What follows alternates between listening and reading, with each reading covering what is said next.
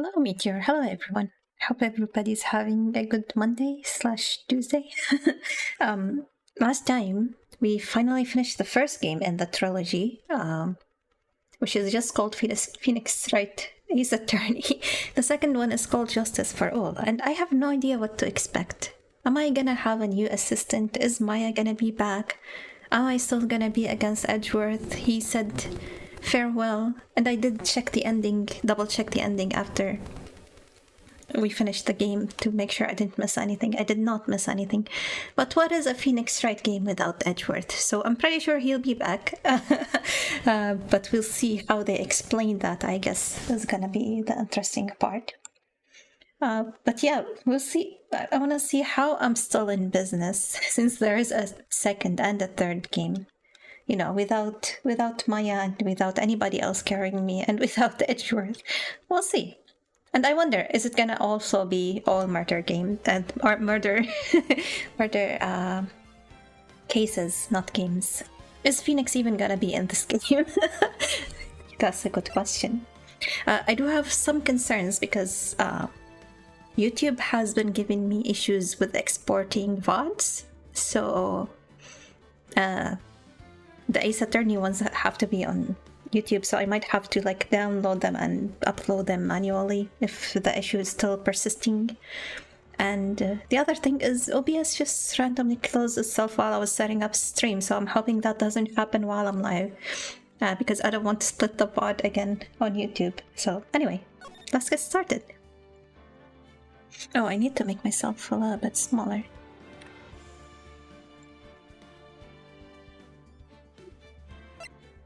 This game. Play this game. Episode 1, The Lost Turnabout. Okay.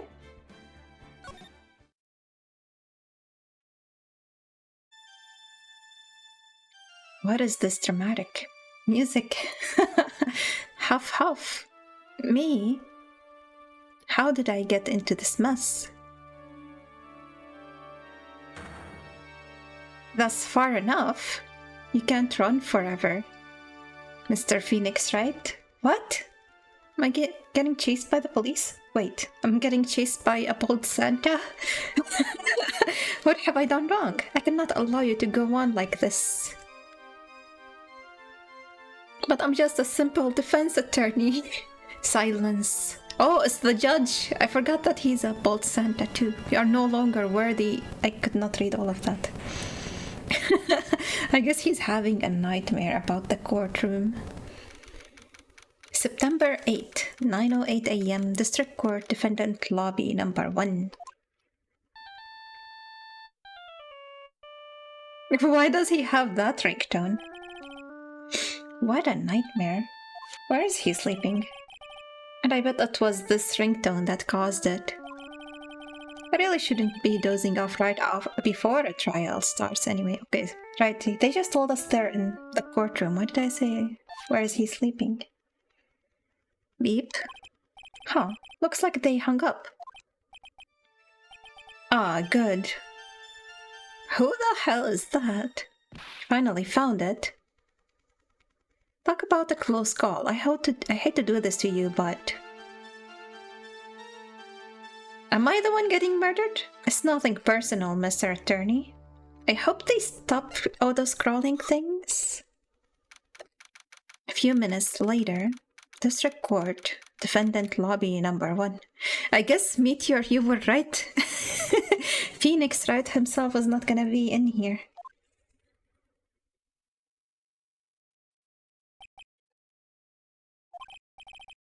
Oh, never mind, he's still alive. My head is throbbing.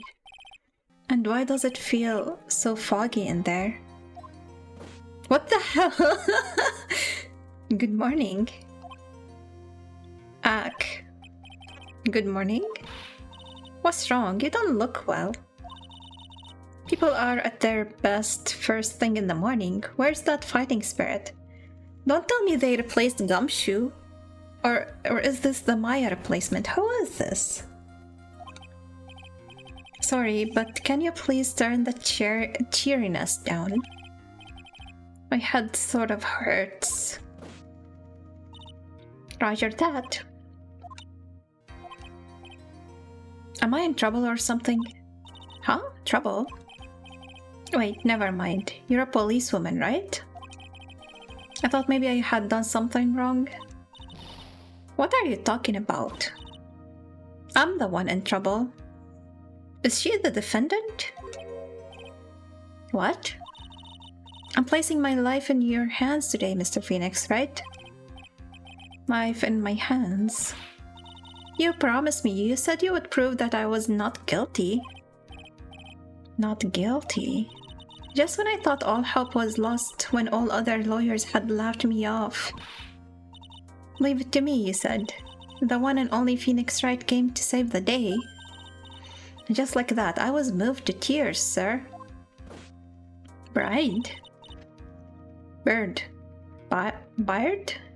Bird. I'm gonna call her Bird. I mean, I guess that's what all the feathers are for. I'll never forget what you're doing for me, ever. What is this girl babbling about? Actually, I really love to watch court proceedings, and I always root for you to win.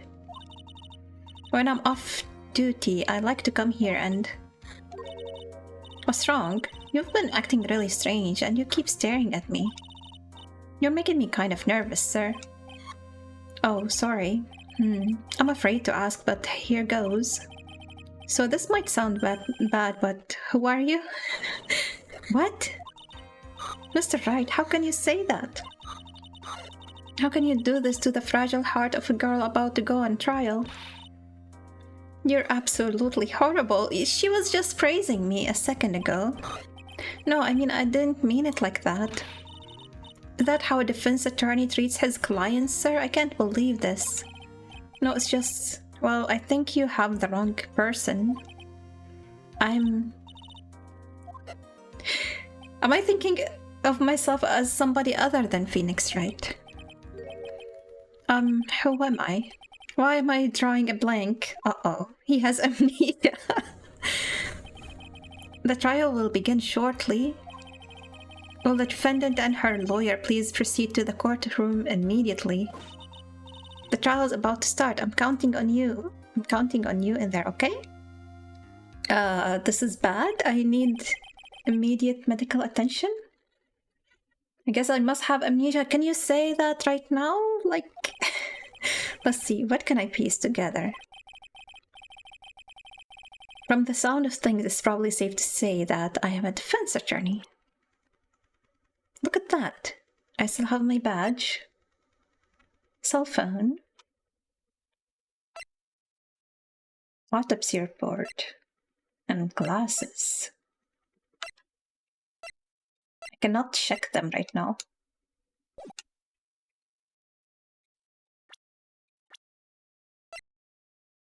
Okay, this must be the victim. Dustin Prince, the victim, and a policeman. It seems that he was dating the defendant.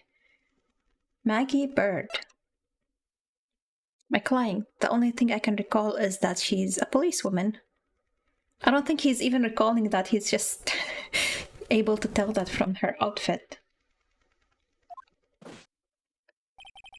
And this girl, I said I would prove her not guilty. I can't believe I made such an irresponsible promise. No, don't tell me he forgot. He forgot Edgeworth and Gumshoe and Maya and Mia. Did you see it? Nice try, Cyber. You only got the X. Hello, how are you? Oh, thank you for the pie. Damn it. I need some, like, prior warning to try and catch it with my hand.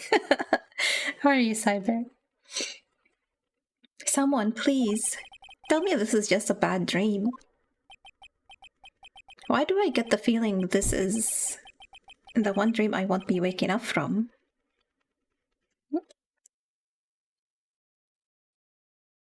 Oh my god.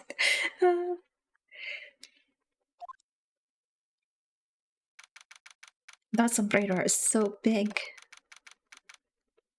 September 8, 10 a.m. District Court. Can I tell the judge that I have amnesia, please?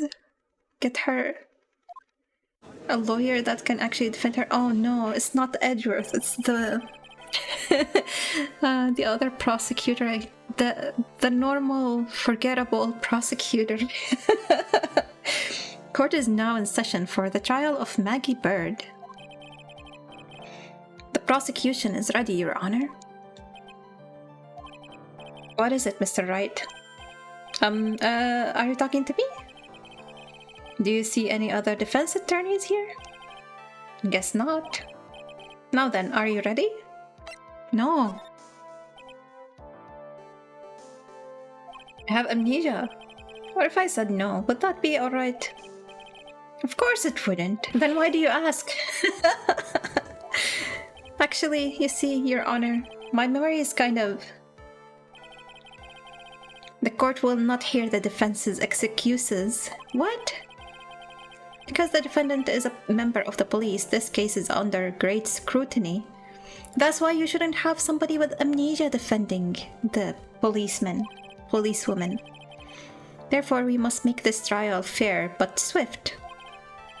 I believe it is not fair. She's represented by an amnesic attorney. I believe I have told you this before. I hope you're not telling me you've forgotten. I am trying to tell you I've forgotten. Mr. Payne, your opening statement, please. Okay. His name is Payne. Yes, Your Honor.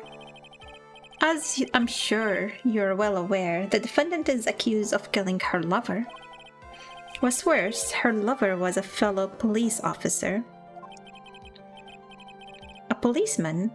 You did what to a policeman? It wasn't me. And besides, Dustin and I, we were lovers like that. In any case, the prosecution will prove that the guilty party is none other than the defendant. Very well.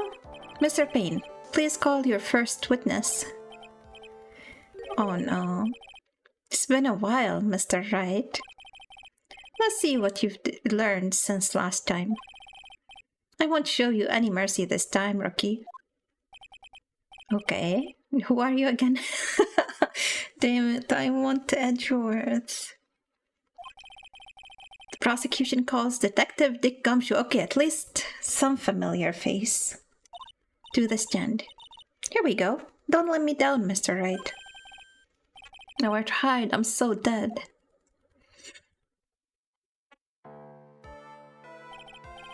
His hair isn't anime enough. Payne has no chance. Witness, please state your name and occupation. My name is Dick Gumshoe, sir. I'm the detective in charge of homicides down at the precinct, sir. You don't look very well, detective. Well, sir, the defendant, she works under me, so you know. You work under that detective? Yes, sir, and while I was a trainee, he was always watching out for me, sir. He's such a wonderful guy, sir. I'll never forget what he's done for me. Okay, calm down. I believe you.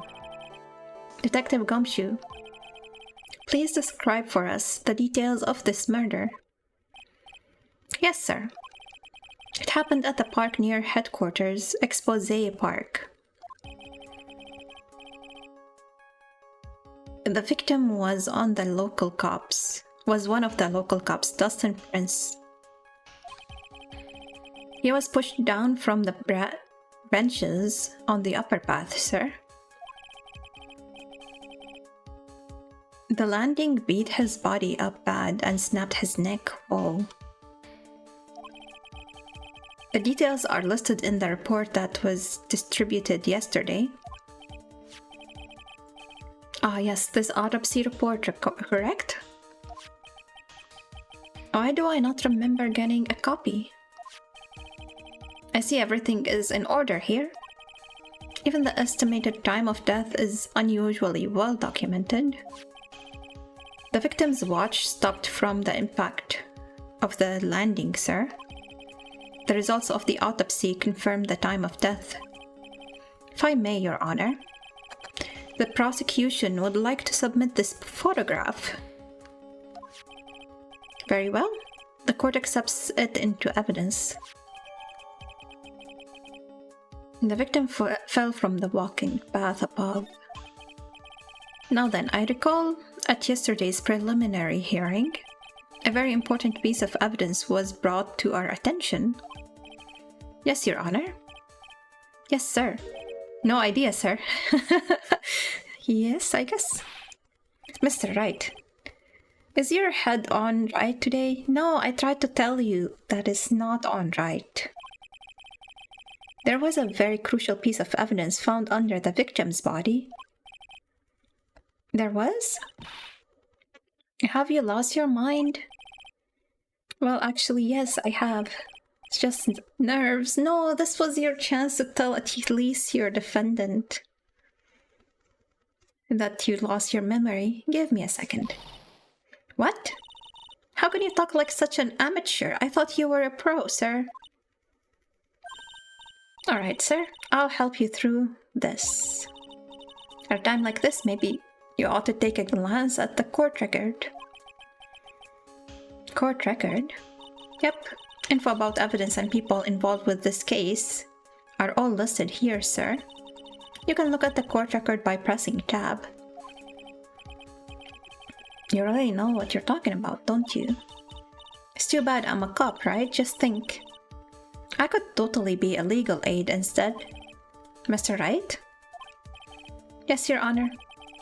Court is in session. Save your chit-chat for later. Sorry, Your Honor. Well, I guess I would better check the court record and see what I can find. What was it again? Tab? I'm guessing it's the glasses.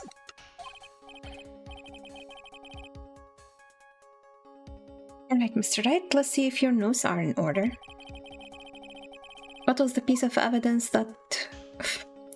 found underneath the victim's body? Glasses. A broken pair of glasses, Your Honor. That's right. The victim grabbed his killer's glasses as he was being shoved, sir, and held onto them as he fell. Hey, why are you giving me that evil eye? Those glasses you're wearing? Yes, this is my spare pair. But those glasses found at the scene of the crime are not mine, I swear, sir. You sure about that? Look, it was a coincidence that on that same day I accidentally stepped on mine. Coincidence, she says. Hehehe, Your Honor. I have further evidence to present. Oh, you have more? And this evidence is very decisive. Very well. Let's hear from our witness about this evidence. Decisive evidence. There's something even more incriminating than the glasses under the victim's body, sir. During his date, the victim was pushed from the bench area, but he managed to write the culprit's name on the ground where he landed. Why can't I check the evidence like I used to in the previous game?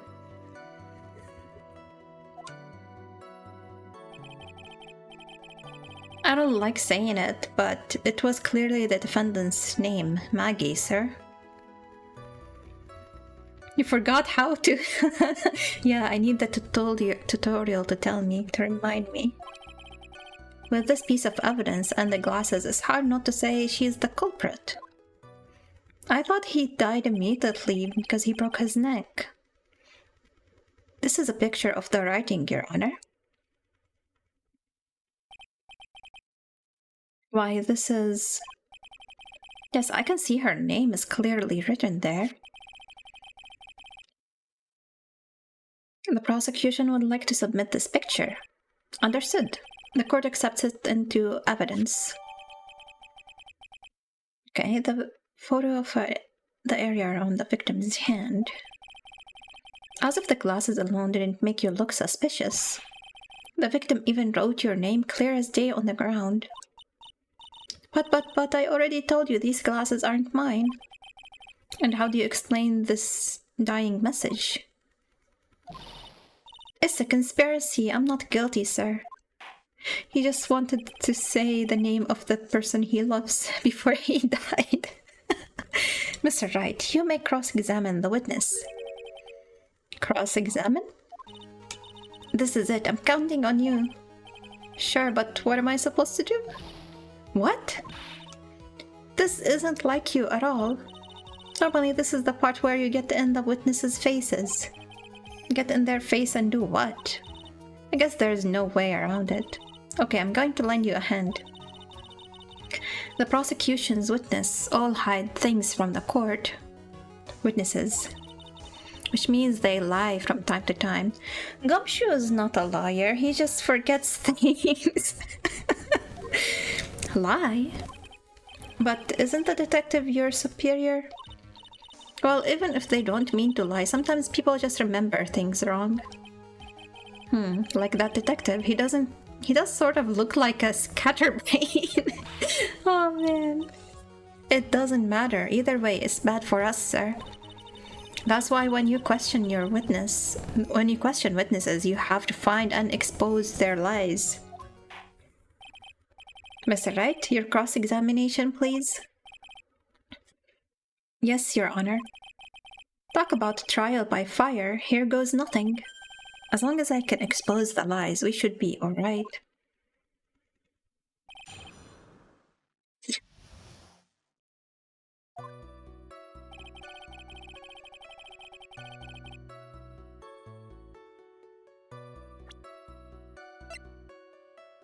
I still cannot check them. Oh, wait. I cannot check the autopsy report. But I can check the pictures. So I guess there's nothing more in the autopsy report other than time of death. Line 6 at 6:28 p.m. Broken neck, body was also covered in bruises.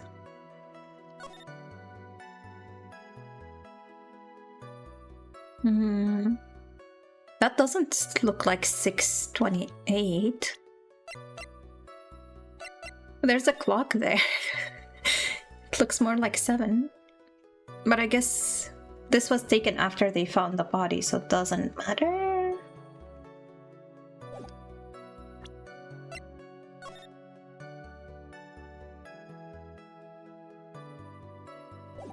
Okay. Let's press.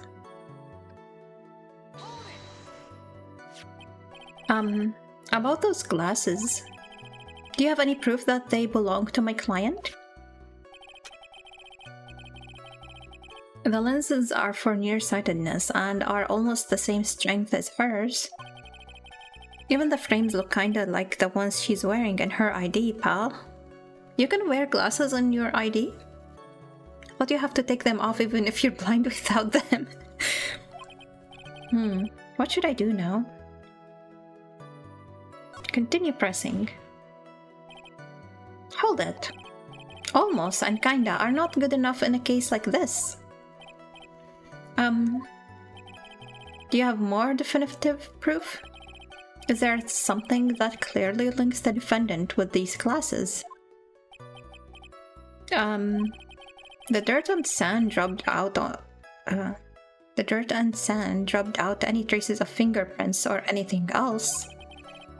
So what you're saying, detective, is that you have nothing that proves those glasses are my client's? Something like that. Yeah, I had to take the glasses off for my ID picture as well because they might have reflected and hidden my eyes. Yeah. Unless he's meaning like maybe it's her cop ID and they don't care too much about them wearing glasses then.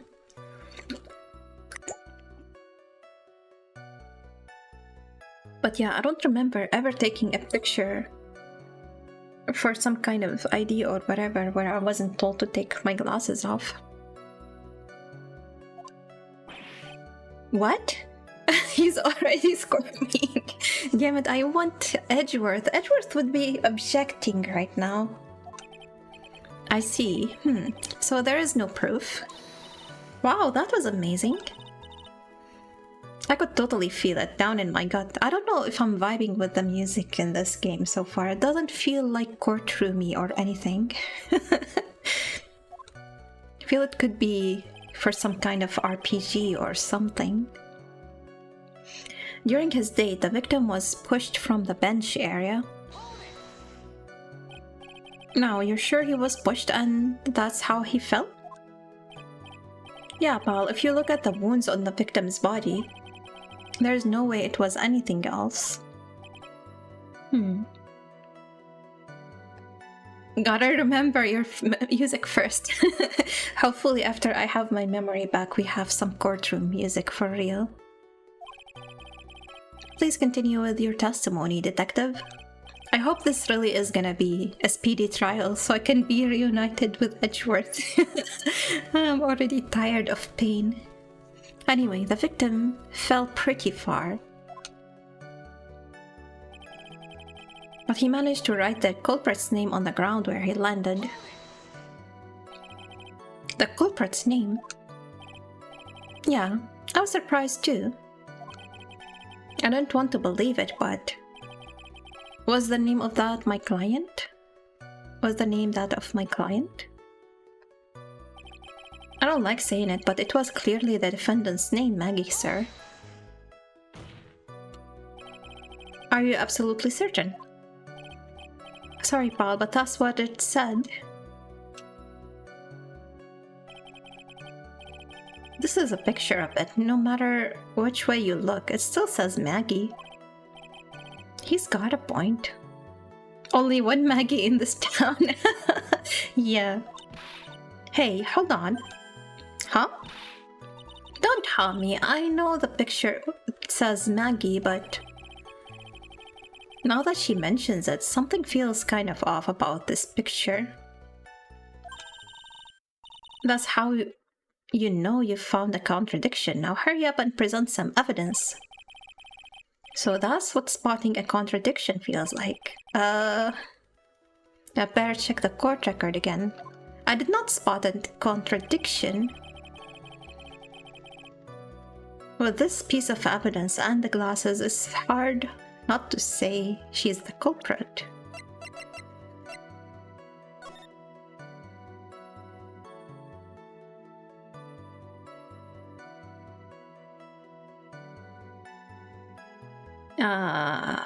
The only contradiction I can think of is he really had to reach far to the top left to write that name. It would have made sense to like start right in front of his own eyes, but how do I even point that out? I don't think that's the contradiction she's telling me about.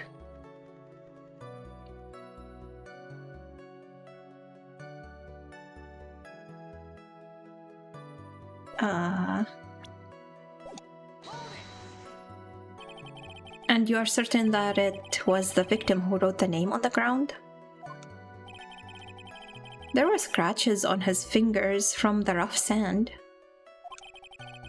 And there were grains of sand stuck under his pointer fingernail. Certainly seems that the name was written by the victim himself. That didn't go well. If the writer really was the victim himself, then we're in a lot of trouble. Don't give up, keep fighting the fighting spirit going. I'm glad you're all pumped up, but I really want to see your special moves, sir. My what? You always look so cool when you present evidence. Present evidence? Enlighten me about this presenting evidence. When you're listening to testimony, you can compare it with the court record. If you do that, you're sure to find contradictions in the witness's statement. Contradictions? Well, there are many reasons why a testimony might contradict the evidence. The witness might be lying, or maybe they're just mistaken. And you still have no idea what I'm talking about. When you find a contradiction, open the court record to the items you need. And then I present that evidence, right? You got it. You can also present people's profiles as evidence. That's new. don't think we were able to do that before.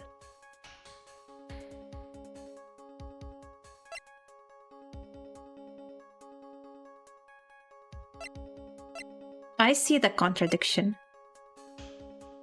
It's the spelling. So maybe I can present her profile and be like, that's not how it's spelled.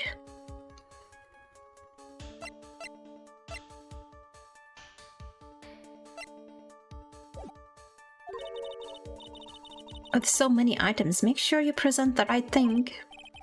Sounds complicated, but I'll give it a try. You're pretty good at this. Wow, being praised by a pro. I don't know what to say. Okay, we know what to do. Let's skip to the second from last statement.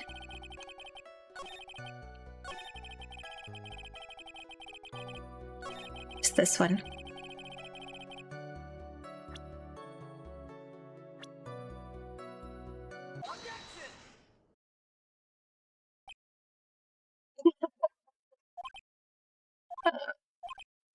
What is it? What's come over me? Without thinking, I just blurted out objection. And I yelled it at the top of my lungs, fingers outstretched, ready to take on an opponent. What a rush. Detective Gumshoe. You talking to me, pal? Please state the defendant's name for me. Oh my god! He sounds like a... I don't know, a chicken or a duck or whatever. What the hell is that sound? What are you trying to prove with this futile exercise, Mr. Wright? You'll see, this is a very crucial line of questioning.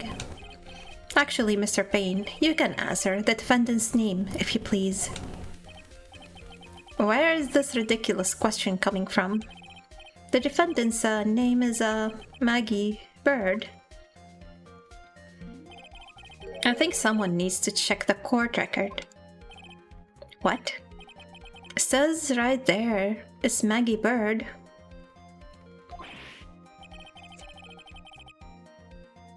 Oh my god, you flipped the objection. Good one, Meteor. It looks like the bird caught the cat napping. What's going on here?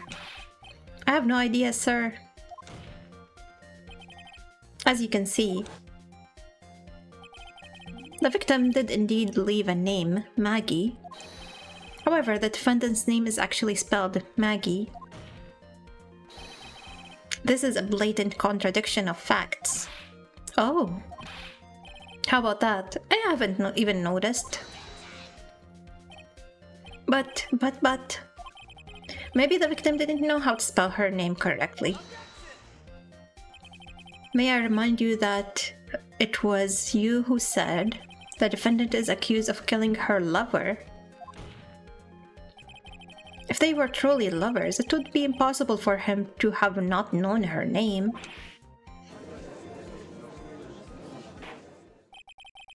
This is very true. Mr. Payne. Yes, Your Honor? Are you absolutely certain that the defendant and the victim, Dustin Prince, were in fact lovers? Yes, I'm quite certain, Your Honor. They were a well-known couple in the police force. Detective Gumshoe, please testify for the court the relationship between the victim and the defendant. Yes, sir. Dustin and Maggie. Officer Prince and Officer Bird had been going out for about half a year. It sounded like they were even talking about marriage. The day of the incident just happened to be the victim's birthday, sir. Maggie, I mean Officer Bird, had gotten Officer Prince a present. It was something she had bought over 2 months ago. I should know, cause she came to me to ask what she should get for him.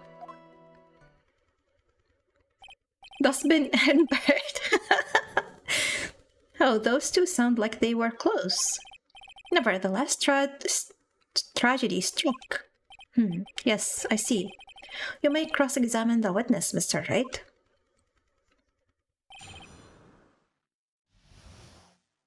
He left out a lot of details.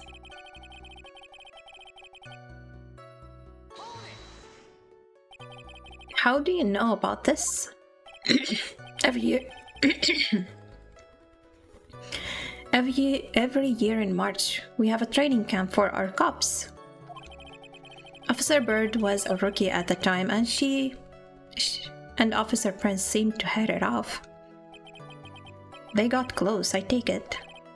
Actually, I was supposed to go too, but I couldn't pay the deposit for the trip, so I didn't. If only I had gone on that trip. What is it? Oh, nothing, sir, really. Anyways. Sounded like they were even talking about marriage. Marriage? But wasn't the victim 8 years older than her? What? You saying a guy's gotta marry someone the same age as himself, pal? No, that's not what I meant at all. What did you mean? Detective Gumshoe and Dustin were only a year apart, you know?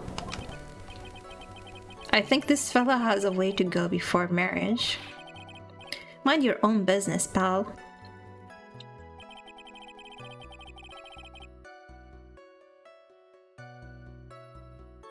Why was that? Pressing him about the marriage gave me an achievement. I wonder why. Let me see. Do they give us their ages? Yes. 22, 30, 53, and 31. The day of the incident just happened to be the victim's birthday, sir. You mean September 6th? Yeah. Feels a bit like Gumshoe also forgot a bit about being buds with Phoenix. Yeah. It's not the same without, you know, Edgeworth being in here. He was holding all of us together. In a weird way.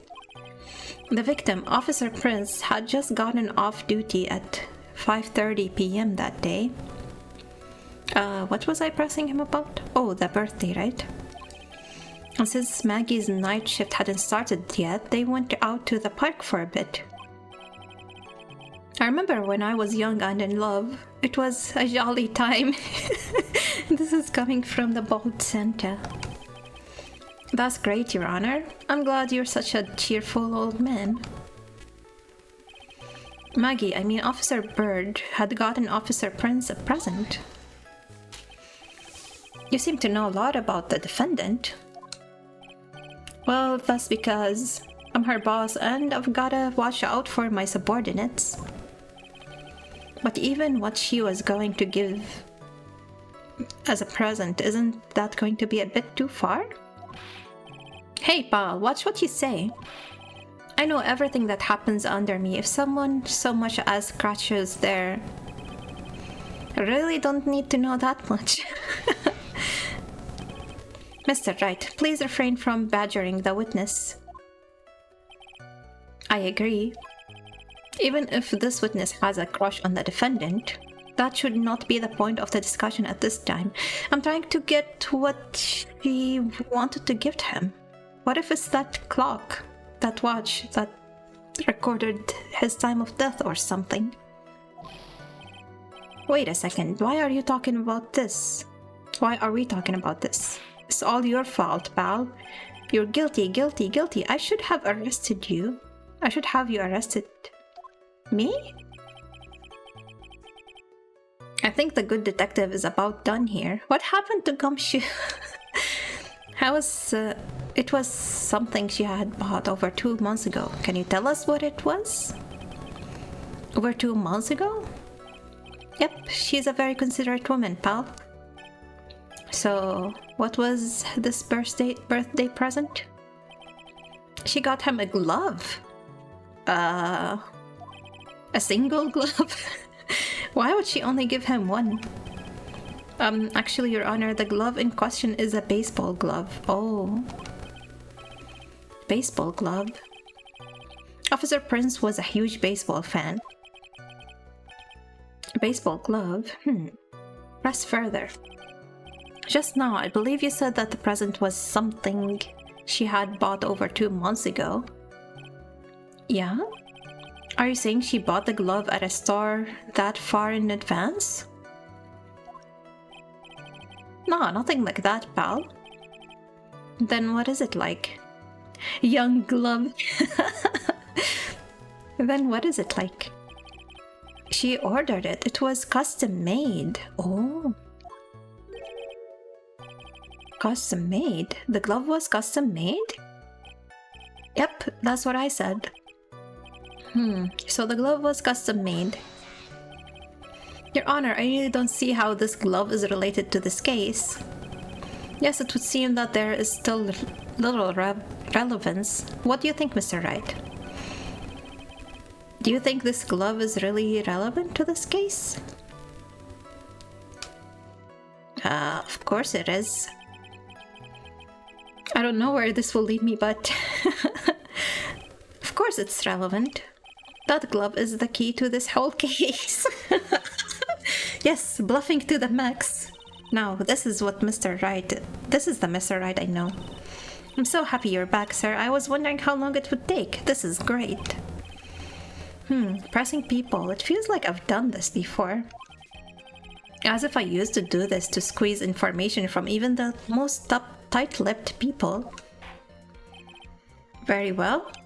If you are that convinced, then let's hear some more about this matter. Actually, I brought the glove with me today. Why did he bring it? Why didn't you say so earlier? Hurry and show the glove to the court. Well, I didn't think it had anything to do with this case. Anyway, this is it, sir. It's rather yellow, isn't it? Birthday present from Maggie to the victim. It was custom made. Officer Prince really liked the yellow color. And that's why you had to special order it? Banana color. Yep, that's right. And one other thing. One other reason. I think this the court has heard enough. It is clear that the victim and the defendant were involved with each other. Yes, that's correct, Your Honor. Now, if that is true, it brings up an important question. Was the name Maggie really written by the victim? I see your point, Your Honor. Detective Gumshoe, please tell the court a little more about the name on the ground. Yes, sir.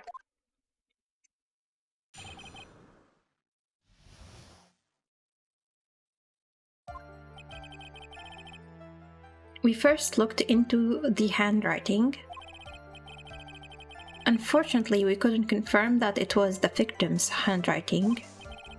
Next, we checked the victim's pointer finger. We found that there was sand trapped under the victim's fingernail. There were also scratches on his skin that were caused by him writing on the ground. From this, we could confirm that the victim wrote this name with his right hand. Yes, a perfectly logical conclusion. Now then, Mr. Wright, you may cross-examine the witness. Thank you, Your Honor.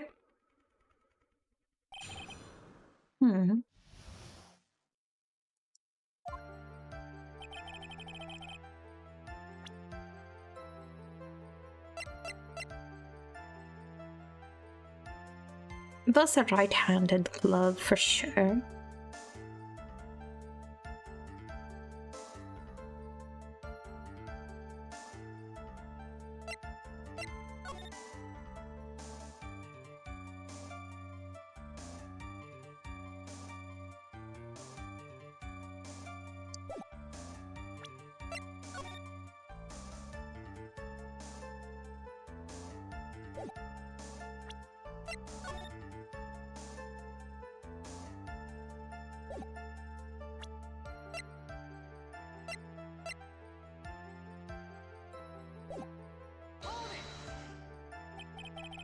But can you really determine handwriting based on a sample written on sand?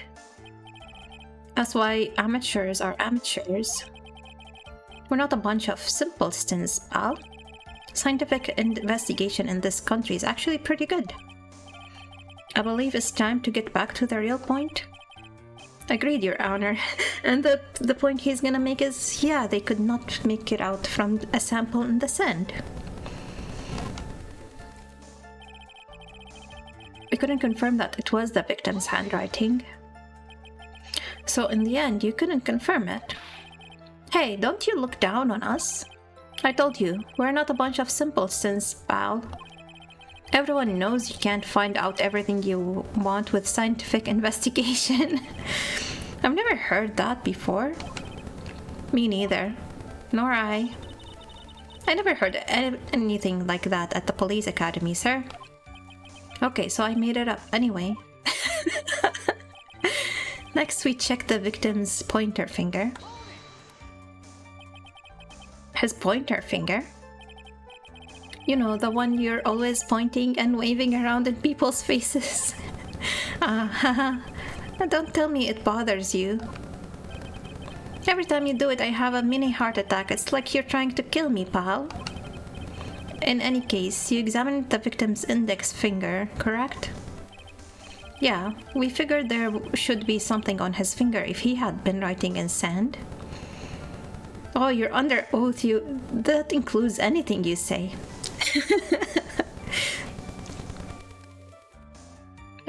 We figured there should be something on his finger if he had been writing in the sand. And the results? We found that there was sand trapped under the victim's fingernail. And what does that prove? Well, it proves that he did write that name with his own finger. Yes, which explains why there was sand stuck under his nail. I guess he's right. And there's more. There were also scratches on his skin that were caused by him writing on the ground. Scratches on his skin? Yep, you can't see them with your naked eye, but they're there. That's incredible. Sure is, that's the part of scientific investigation. I wonder if the scientific investigation is from, what's her name? Maybe she already joined the force, maybe she grew up and became the scientific investigator and now she's with Gumshoe. They're so small that we had to use a magnifying glass, like a really strong one. Like a microscope? It's got that really scientific sounding name. Microscope. Yeah, that's it. We used one of those and that's how we found them. I can't believe this guy doesn't know what a microscope is. From this, we could confirm that the victim wrote this name with his right hand. Are you absolutely sure? I believe in the power of science. Since when? I wonder if my evidence is solid enough to counter that. Listening to this, you would think there was only one conclusion, that the name was definitely written by the victim. But don't you think that would be really strange, sir? If Dawson really wrote that message with his right hand, do you think I would have gone through that much trouble to get him his present?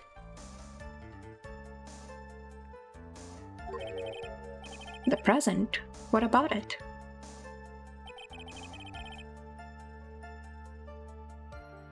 I don't understand what she means.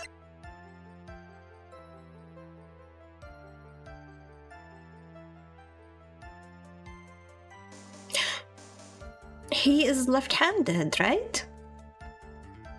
I need somebody who knows baseball.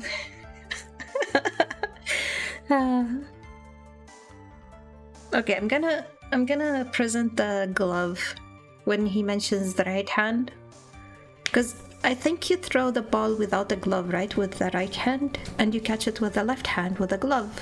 And since this is a right-handed glove, that means his dominant hand is his left, right?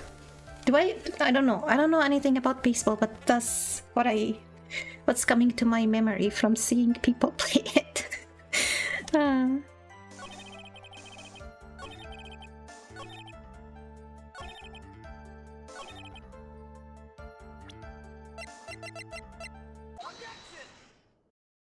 It worked? His left, right? Detective Gumshoe, take a look at this. That's the glove, right? Could you tell the court what is special about this glove? What's special? Never really thought about it, but it's really yellow, and that's about it. Yes, it's really yellow, but that is only one of its qualities. Huh? There's another reason why it's special.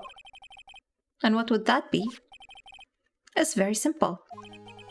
This glove is made for a left-handed person. Left-handed? Why, you're absolutely right. This glove is made to be worn on the right hand. That is why it had to be custom-made.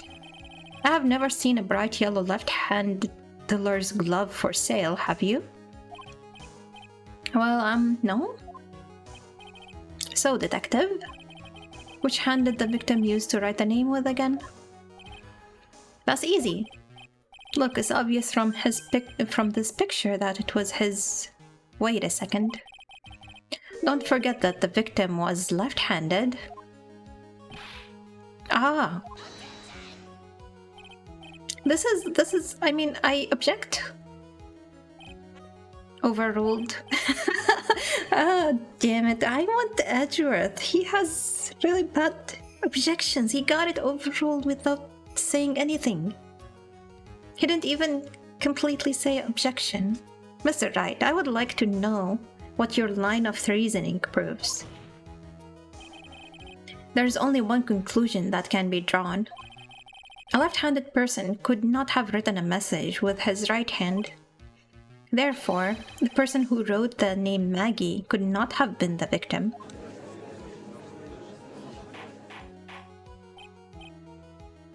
Objection. This evidence ruins my case. Order, order. When you think about it that way, then yes. It's not possible that his name was written by the victim himself. Then that means Maggie is... No, it's not possible, Mr. Payne. Yes, Your Honor? The evidence the prosecution has presented has failed to prove the defendant's guilt. In fact, I believe you have proven her to be innocent. Well, that was a swift trial, I guess. But we'll never know who the murderer was, I guess. In the previous game, we could not prove anybody guilty until we found who the real murderer is. You did it, Mr. Wright. I feel like I can breathe again. It seems that we have reached a conclusion. You did a fine job once again, Mr. Wright. Me, Your Honor? Well, thank you, sir. See, you got complimented by the judge again. You're really good. And that's why you can't give up being a lawyer, sir.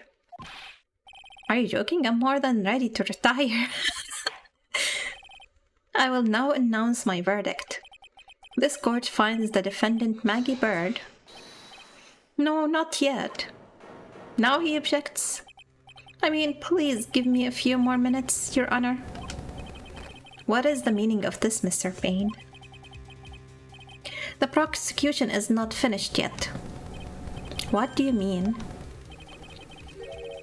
We would like to call our next witness to the stand. The good sign right now is we're back to normal music. So maybe...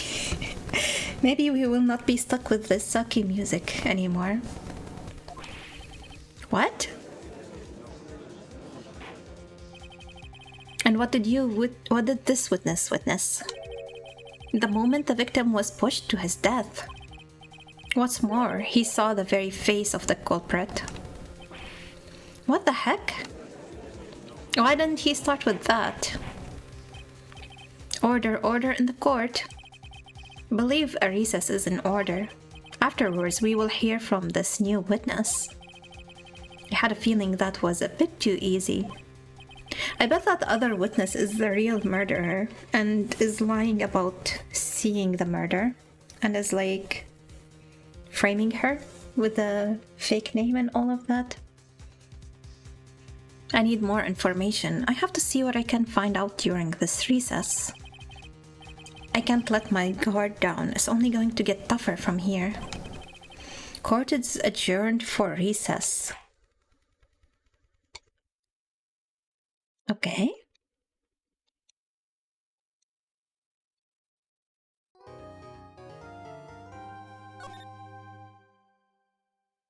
Oh, okay.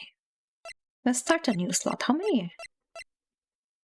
There's 10 for 3 games. Okay, let's start on number 4 for this game.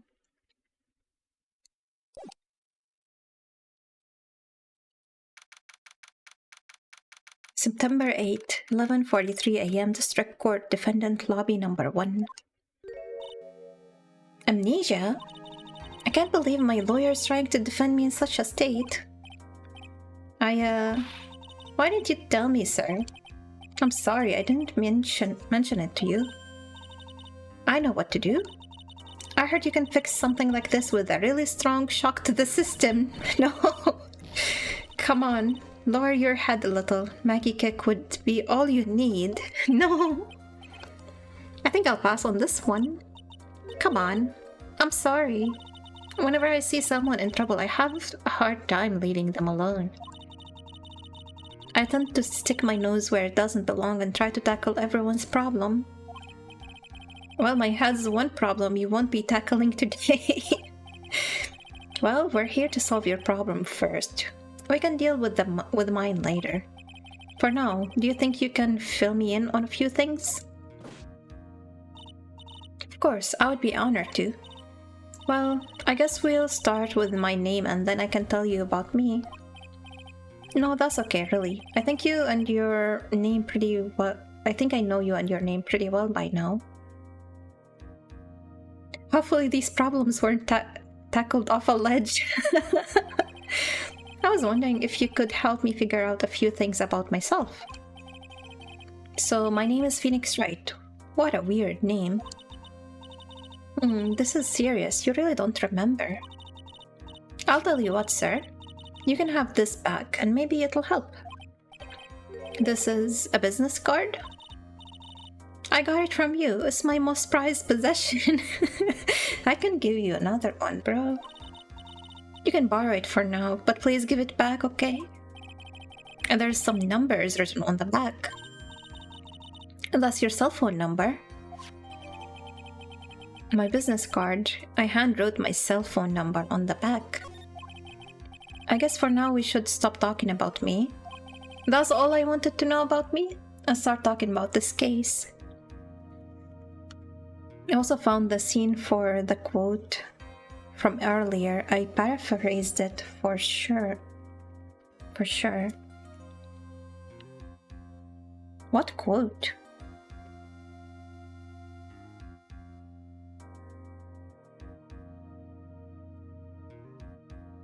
Oh, let me take a look at Discord.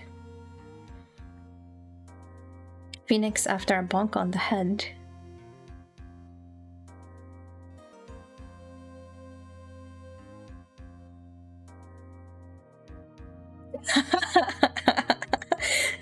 I see what you mean, because it's devastating to my case.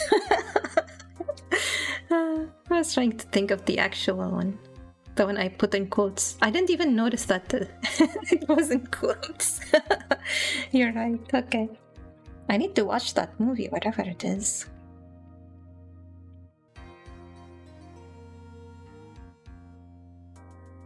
Let me disable streamer mode so I can actually hear things on Discord.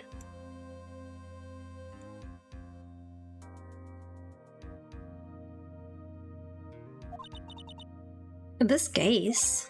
Yep. Can you think of anything that would be helpful for me to know? What can I tell you?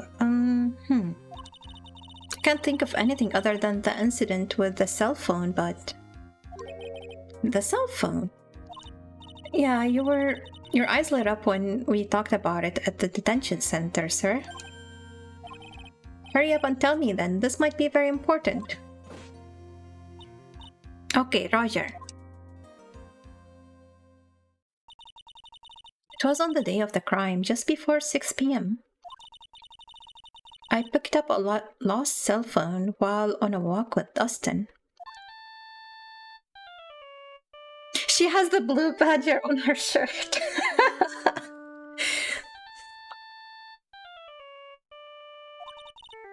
All of a sudden, the phone began to ring. Hello? Oh, thank you. I've been searching for my phone. Pretty sure that is from the movie Liar, Liar. Ah, I think I've heard of it, but I don't remember if I ever watched it. Maybe when I was a kid? Or how old is it? I don't know. I don't think I've watched it. Thank you. I've been searching for my phone. Is this yours? I'm glad you called. Maybe I've seen like bits and pieces of it. Like not really committed to watching it. Maybe it was on TV or something. We can meet up and I can give you this back. I'll be right there. I'm sorry, I didn't catch your name. You can call me Maggie. Okay, so the other person on the phone can just assume how her name is spelled, right? 97, so quite old. Yeah, I think I was a kid back then. Yeah, I was a kid. Maybe 9 years old, if I'm good at math.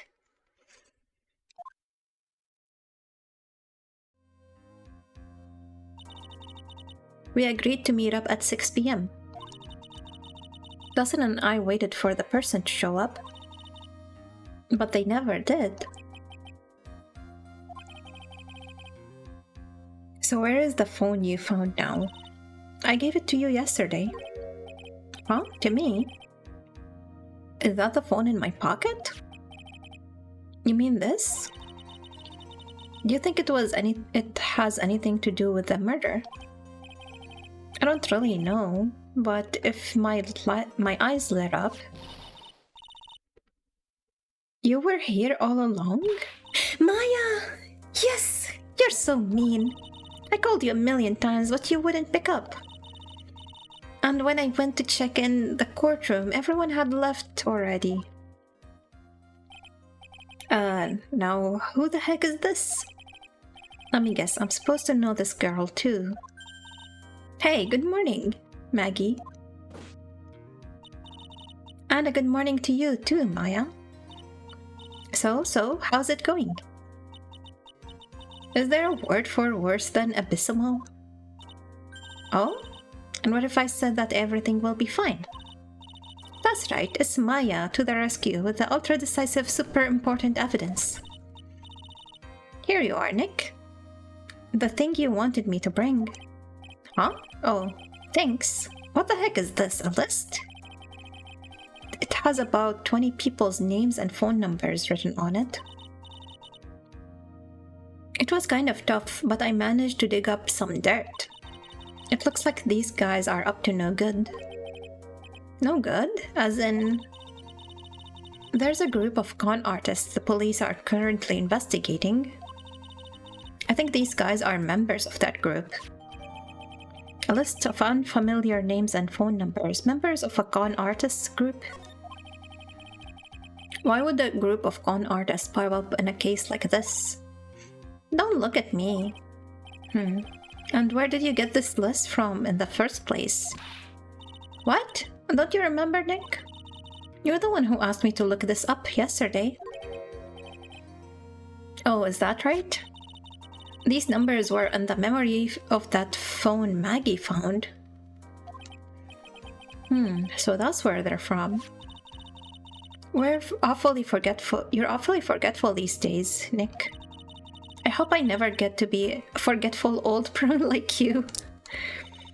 Maya, actually, Mr. Wright is... Mr. Wright, recess is over. Damn it, she doesn't know. So is she gonna join me now and carry me? Please bring the defendant and return to the courtroom immediately. Oh, oops, I guess we have to get going. We can talk about you being old later, Nick. Wish us luck. She's not coming with us? I guess I have all the pieces now, more or less. All that's left is to put it all together. I'm going to lose this. I can't. I'm not going to lose this. I can't. Come on, Nick. Better get a move on. Yeah. September 8th, 11:54 a.m. District Court, courtroom number 2.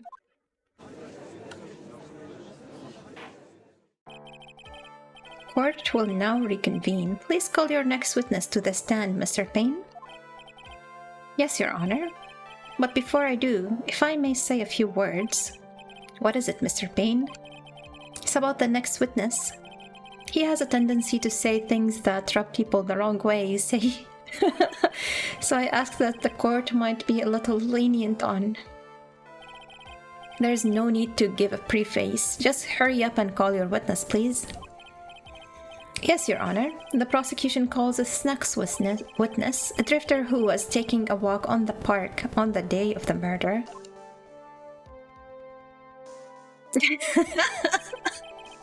I think that's the person who hit me on the head, right? Please state your name for the court, witness. Before I do, I would like to clarify a little something. Huh? Alright, go ahead. Just now you introduced my wonderful self to the court, correct? Perhaps a drifter who was taking a walk? Did I? But I will not stand for that. Now you've tinted the court's eyes and colored me wrong. Sure, I suppose calling me a... what? Top grade, unbeatable university. Yes, I understand. I'm very sorry. I will be more careful from now on. What is he? A human chatterbox? Reminds me of Wendy. I have to question him?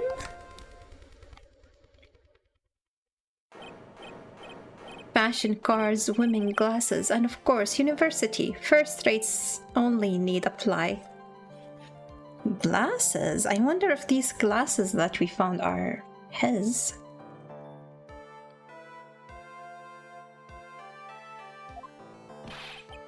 Glasses? But you aren't wearing glasses.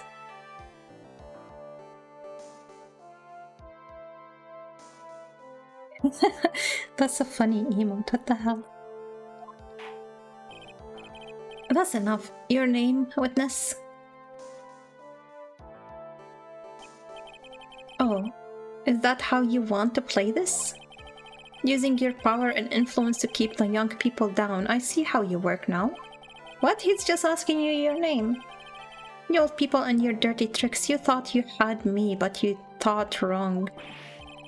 I'm sorry, it won't happen again. Oh man. I forgive you. Alright, I suppose I can tell you my name. I'm Richard Wellington, the drifting virtuoso with a PhD in drifting, as it were. If you wanted to, you could call me a university student in transit. Mr. Wellington, on the day of the murder, you were taking a strolling through the park, correct? It would appear that you are attached to that word. If you must, then by all means. But I remind you that I am in no way a what? Prepubescent boy. I have no idea what that means. Out on a walk with mommy. Anyway, please testify to this court what you saw during your walk through the park. See, you said it again, taking a walk. You know, what were you doing at the park then? Prepubescent. Oh, like before puberty? Wait, what is this Pokemon? I want it. What you witness will do, Mr. Wellington. What I saw that day.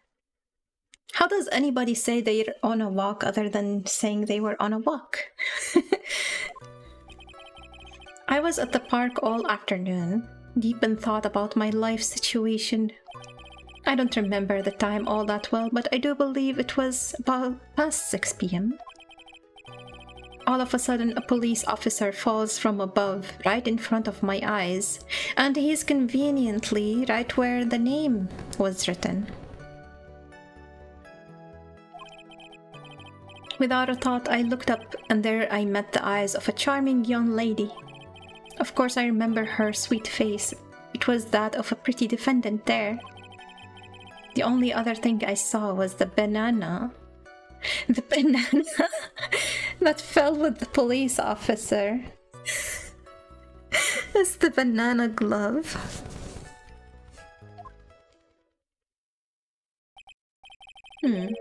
That was certainly a decisive testimony. Decisive? She's here! Nick, did you hear what he just said? On the positive side of things, the police was at the scene of the crime instantly. Yeah. That's all you have to say? How can you be so calm? It is strange. My mind is very calm and clear. Maybe it's because I believe in my client? You mean Maggie? Yes, and if she really is innocent, then that can only mean one thing. This guy is lying. You may now question the witness, Mr. Wright. I'll find out the truth, no matter how well you craft your lies.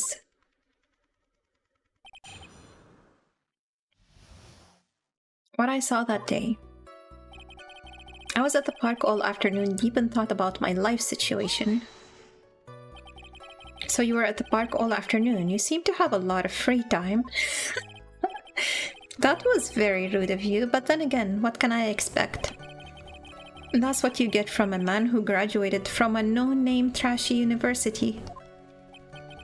No name? Trashy?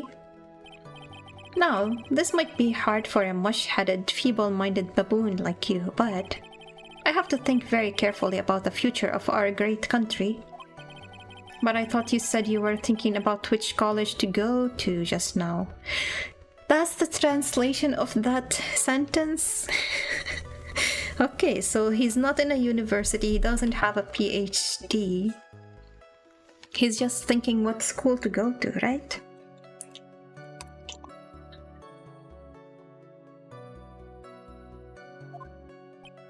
Oh, please. Which university I go to will directly affect the future of this country. Wow. That arrogant little snot. I don't remember the time all that well, but I do believe it was past PM. Past 6 PM. How did you know what time it was? I see you're not wearing a watch, so... Is that the best you can do? Do you think you can just credit me like that? You're just a third-rate biased fool. I guess I can't expect real smarts from you. His arrogance is really intolerable, so what should I do now? Press harder. Answer the question, how did you know what time it was?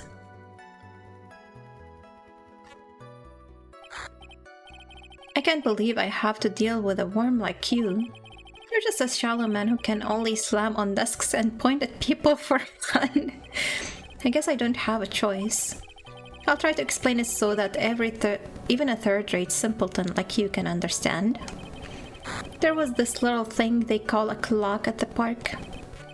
Did you get that? Do you know what a clock is? It's the thing that tells you the time. As you can see, Mr. Wright is even in this picture of the crime scene. Oh, so it is. I looked at that clock and that's how I knew the time. But if you ask me, this whole concept of... No...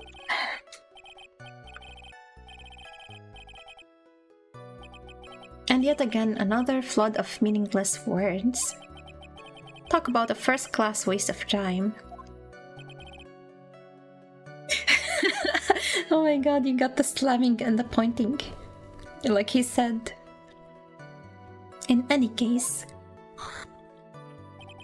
all of a sudden, a police officer falls from above right in front of my eyes. And how do you know he was a police officer? You obviously have no idea how powerful my deductive reasoning skills are. With one glance, I could tell just what kind of occupation he held. That shoddy do-it-yourself hairstyle, blah, blah, blah, cheap low quality officer uniform. Okay. Shouldn't that statement have come first?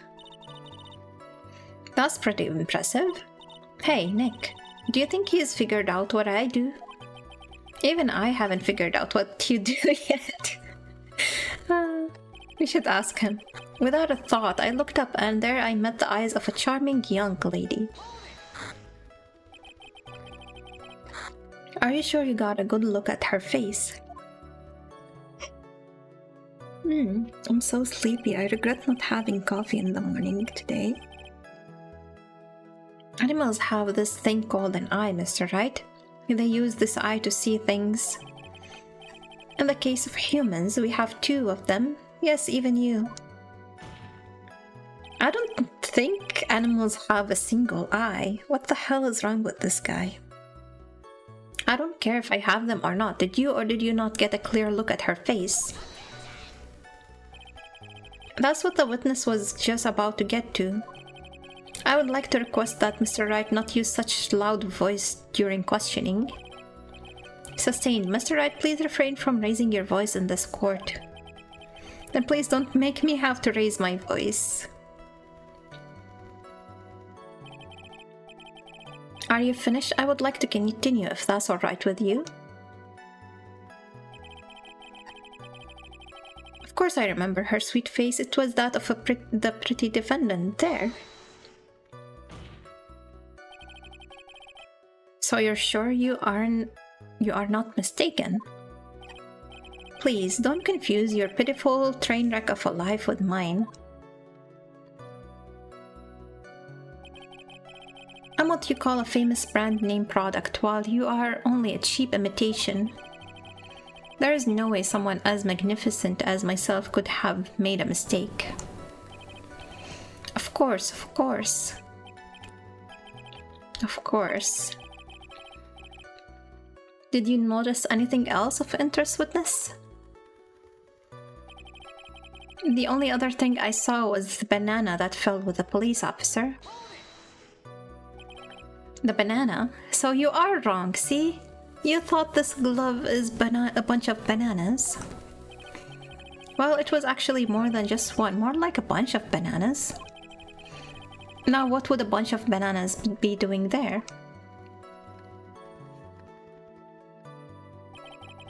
And why would I know such a thing? I'm only telling you what I saw. That's really strange. Maggie never mentioned anything about a bunch of bananas. That's it, Nick. He's gotta be lying about the bananas. Maybe his eyes aren't that great. Maybe he really needs his glasses to see what's going on. So my guess is he crushed his glasses when he fell. Like the victim crushed the witness glasses when he fell. And when he looked up, he really couldn't actually get a good look at her face or the bananas. He could be, but there's no reason for him to lie about there being bananas in the crime scene. And what if it's not a lie? Well, maybe he thought he was seeing one thing and it was something else.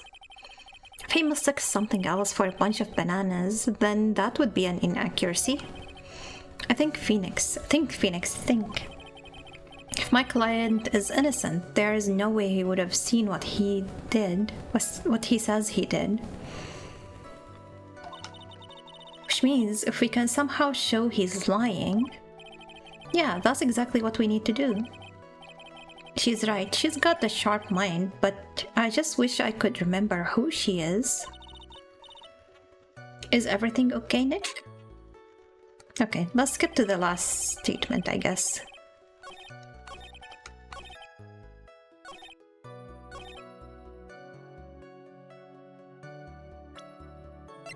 You mean this bunch of bananas? Mr. Wellington? I believe I have the bananas you saw right here. Ah, so you knew about the bananas too. Why didn't you say so earlier? He still sees them as bananas, so it is something wrong with his eyes, right? He needs his glasses. But don't you think you can use this as a way to pull more... Don't you think you can use this as a way to pull more information out of me? Did you see it? Oh, you just got the next arrow. And that's where you'd be wrong. Mr. Wright, what is the meaning of this? Isn't that the baseball glove? Huh? What? A baseball glove? Doesn't it look delicious? Care for a bite? That's not... It's a no. Your Honor, I think this proves one very important fact. This witness has bad eyesight. I am curious about this loves bananas. Okay. By the way, just how bad are your eyes? Huh? How? What? Why are you asking me about this all of a sudden? Your Honor, it is very simple. It's a very simple mistake for... can I read? It is very simple to mistake a glove for a bunch of bananas. No, I don't think so. Objection overruled. You're one of those people. Yes, you know what I mean. You're like that, but no.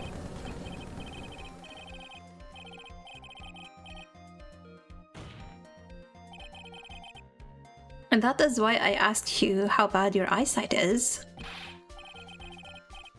20 out of 200? I suppose you're going to tell me that's terrible, right? Why are you not wearing your glasses today then? Because I don't have them, they're broken. I lost them recently, you see. Of course, I was planning on getting a new pair made right away. But you know, my glasses are no ordinary glasses, so to replace them... How about when you witnessed the crime? Were you wearing your glasses then? How about it, witness? You are unrelenting evil man.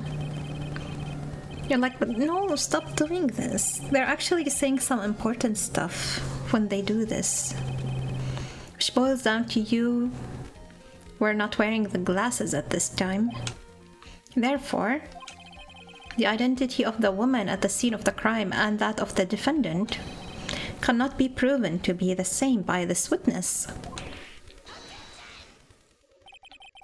But the height difference was only 9 feet.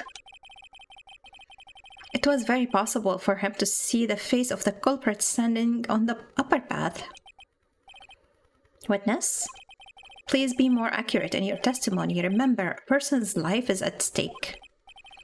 Yes, Your Honor. Now then, please continue with your testimony. Tell the court what happened next in the moments after you witnessed the crime.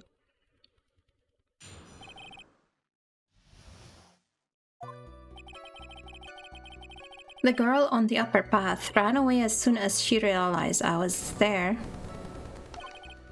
After that, I immediately called the police station to report the crime. Must have been 6:45 p.m. when I made the call. They must have a lot of free time on their hands since they showed up within 10 minutes.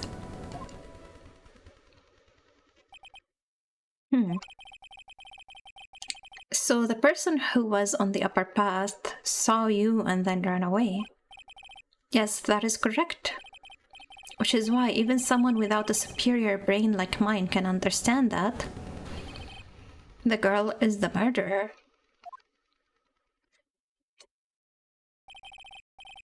You may question the witness now, Mr. Wright.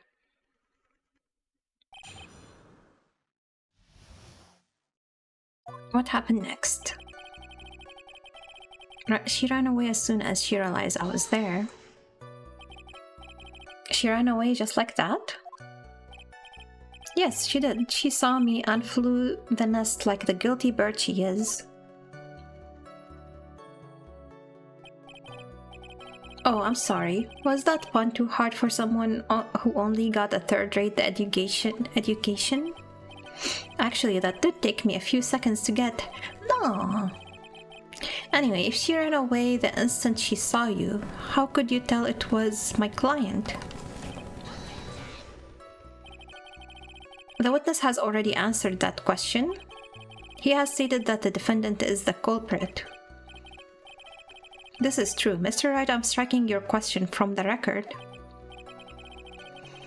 How can I get more information out of him?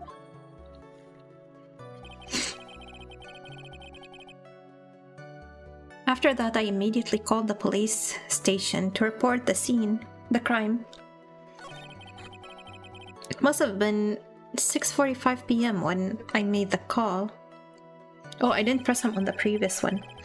But I think what we can present is the autopsy report. Because it says 6:28, so he waited more than 10 minutes to actually call the police. It wasn't immediately.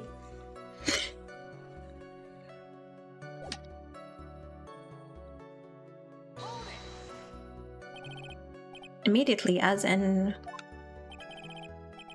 immediately. I mean, sure, a minute might have elapsed before I did, but that's the duty of every good citizen. Or did they not teach that at your pitiful school?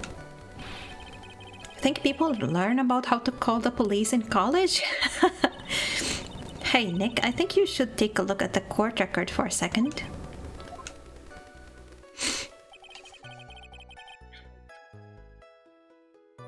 Must have been 6:45 when I made the call. How do you know the exact time? That detective told me. You know which one I mean. The one with the jacket that makes him look like a dropout from a no-name high school. Hey pal, I graduated from a pretty good, top-ranked college. I don't believe this. It doesn't matter. I don't believe I was mistaken on what time I called. Okay. So now we can be like, well, he was pretty sure about the time he called. This is the autopsy report. And if I am wrong, then that detective obviously doesn't know how to tell time. What? Why you? You're just some lousy kid who... I think the court can see your point. Anyway, how did the police respond? They must have a lot of free time on their hands since they showed up within 10 minutes. So you're saying that there were police on the scene by 7 p.m.? They got there before that, I think. There usually aren't many people in that area at that time of day. But suddenly, before I knew it, there were people crawling all over, gawking. It certainly says something about the morals of the people in this country. Can't find anything out of ordinary in his testimony. Why don't you take one more look at the court record? I guess I should. I'm gonna save because I'm not sure on which statement I should be presenting the autopsy report.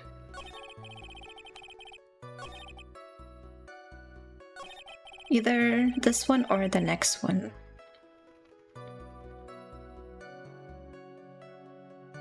I think it might be this one because Maya was nudging me to check the court record on this one. But this one is more incriminating because it actually says the time, which contradicts with what I have here. Can I check the list? I can't.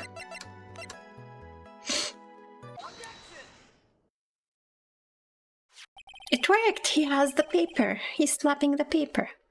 Mr. Wellington, would you please take a look at this? You mean the victim's autopsy report? According to this, the murder occurred at 6:28 p.m. So what of it? You said that you called the police immediately after the murder took place. However, by the time you had called the police, it was already 6:45 p.m. There's clearly a 15-minute gap here. Do you deny it? I think this court would like to hear what you were doing during this 15-minute gap. And the witness wasn't shocked at the time after witnessing a terrible murder. It's only to be expected that he would be a little dazed.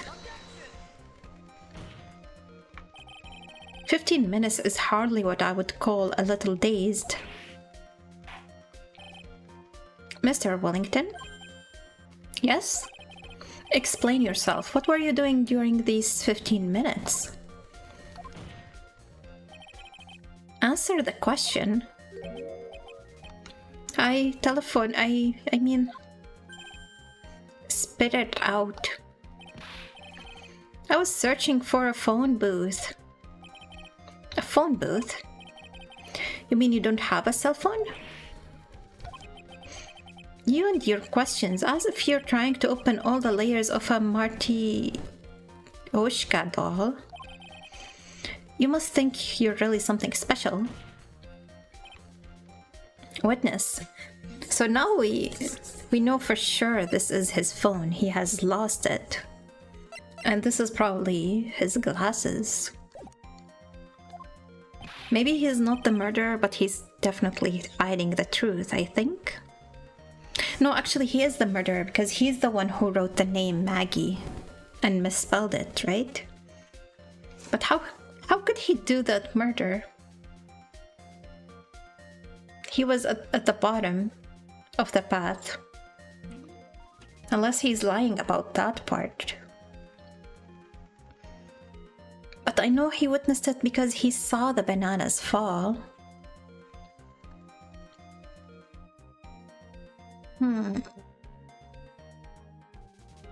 Okay, I think he was on the top of the path, and he pushed. Okay. Let me order my thoughts a little bit. So they were on a date. They were waiting for him to give the phone, but since he saw they were police officers, maybe he didn't want to approach them. And he doesn't know that Bird was a police officer. She was in her casual clothing. So he assumed the phone was with Dustin. So he waited for her to leave, and then he attacked the officer. And the officer grabbed his glasses while he was falling. And then Wellington went downstairs. His glasses were broken. He did not find his phone, and he had to run around to find a booth. And he wrote the name with the right hand of Dustin before he went looking for a phone to report the crime. At least that's what I think happened. And he did see the bananas fall too, because he had... Wait. He had his glasses on. Oh, that's why he's so sure it would... of the... No. Never mind. The bananas fell after he lost his glasses. And that's what he saw and thought was bananas, because the bag was already with Dustin. Okay. You lost it? He lost both his glasses and his banana. Unbelievable. You lose your glasses and your cell phone, and you call yourself perfect. You must be very scatterbrained when it comes to your belongings. What? Are you saying that first-rate people are never allowed to lose things? Haven't you ever heard... Wait! Enough. Oh man. Wait, hold on a second. He lost his cell phone? Nick, that cell phone, could it be? You mean this phone Maggie found? There's no way. Boy, I didn't see this coming. What should I do now? Question further. Mr. Wellington, where is your cell phone right now? Bunk. Reeps, what's up? Why the bunk? How are you?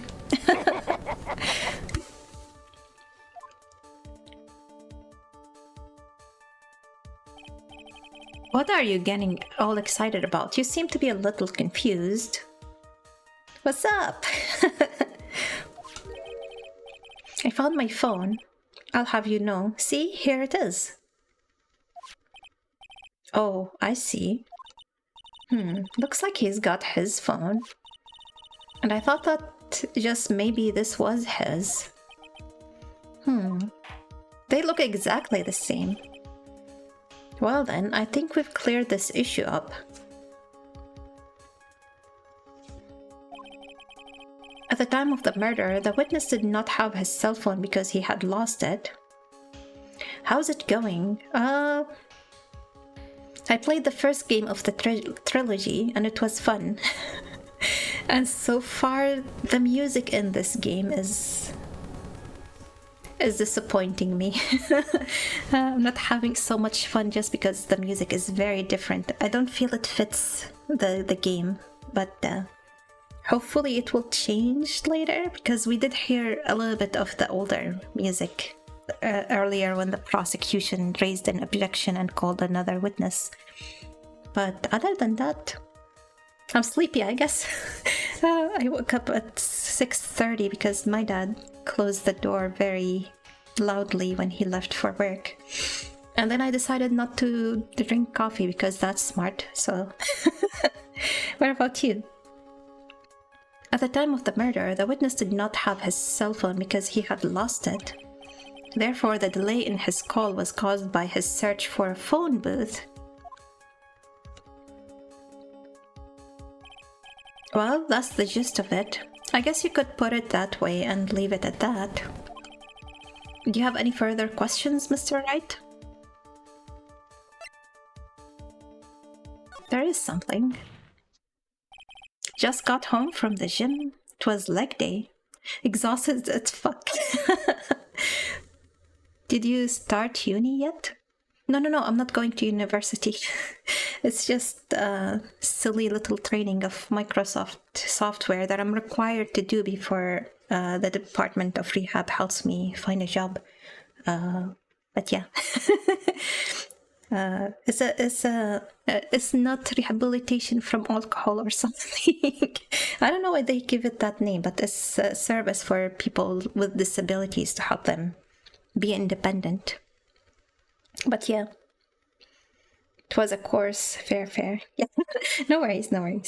But I'm almost done with it, actually. I think I'm gonna be done with it before the end of June, and after that, they can actually have me get some paid training up to 100 hours. And I can repeat that training up to 3 times, so up to 300 hours total. And then I can find a job, I guess. So hopefully that works out. Your Honor, the witness testimony does not make any sense. I don't believe that there was ever a need for the witness to search for a phone.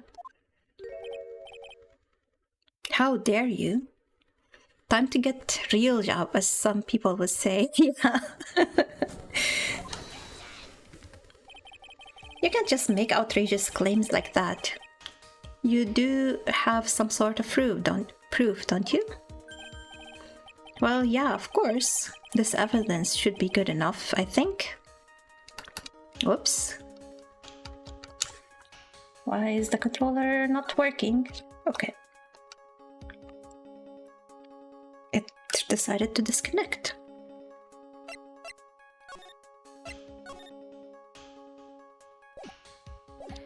Do I actually present the phone?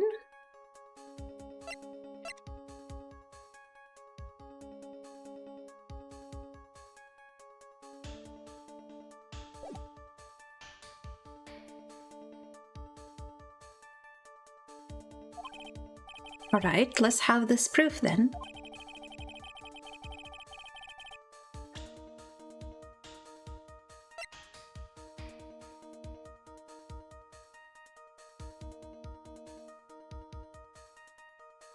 This doesn't prove that.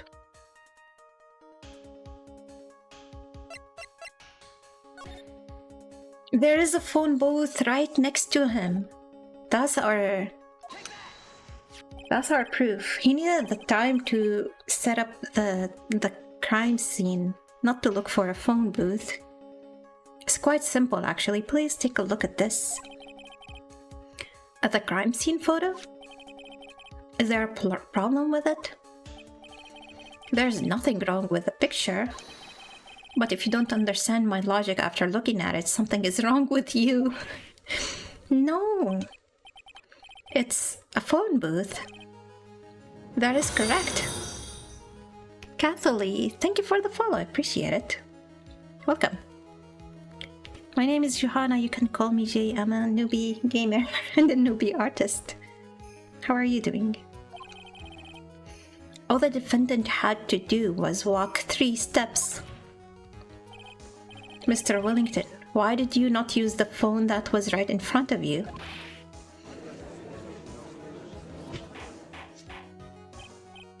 Order, order. What does reporting the crime a little late prove for the defense? It proves he was setting up the crime scene. Oh, thank you for the ghost reaps. The witness can't explain what he was doing for those 15 minutes. Just trying this redeem out. There's a lot of fun ones and you can combine them together, so feel free to experiment.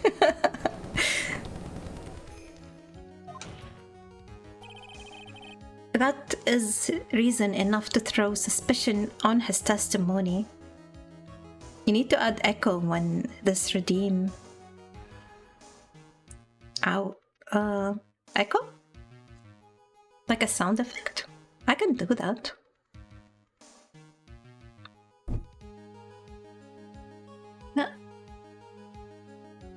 What? I'm trying to use my hand, but okay, never mind. It's just gonna fall on its own.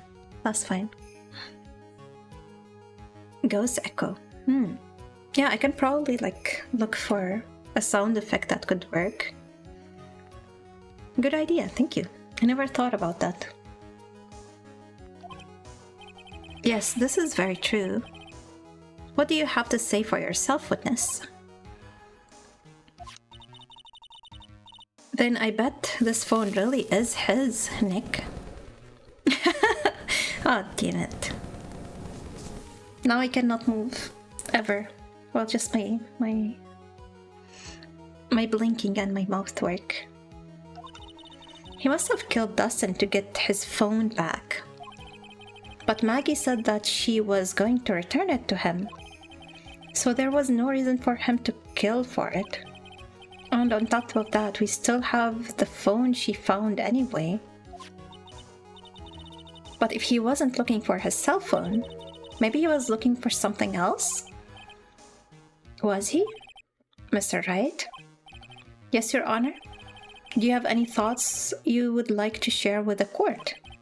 Can you offer an explanation as to what the witness was doing during those 15 minutes? Yes, I have an idea. There is only one possible explanation.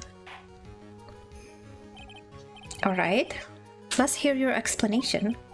However, be forewarned that if your explanation is not persuasive, you will be penalized. Think carefully before you present, Mr. Wright.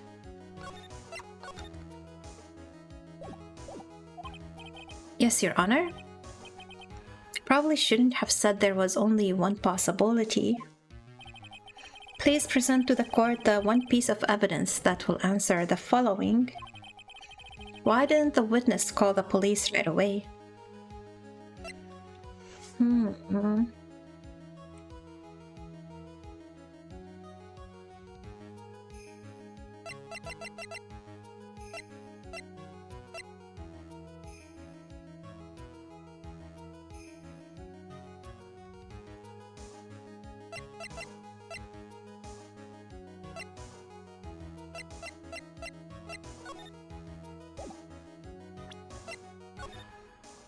I can say that he wrote the name. Or I can say he was looking for his phone and didn't find it. And then he wrote the name and called the police. Or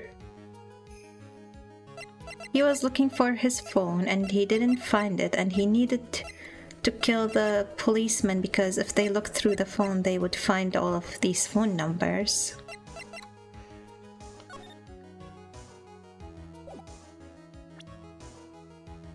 I'm gonna start with the photo because I think it at least makes sense that he was wasting time because of that.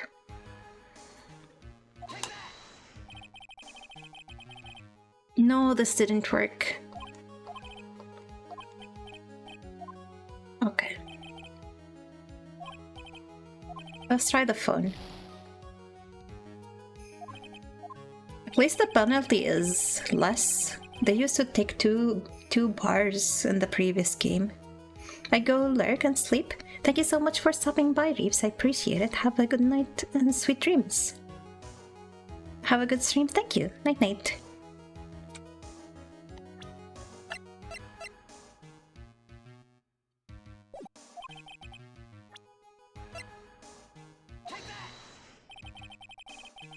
No, this one didn't work either. Whoops.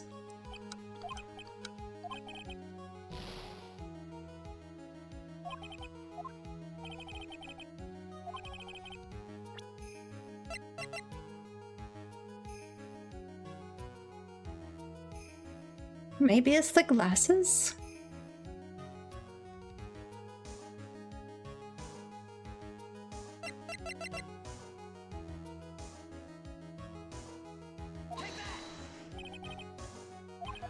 Damn it. Okay. They're very generous with the penalty though. I can try all the evidence without actually having any thought behind it.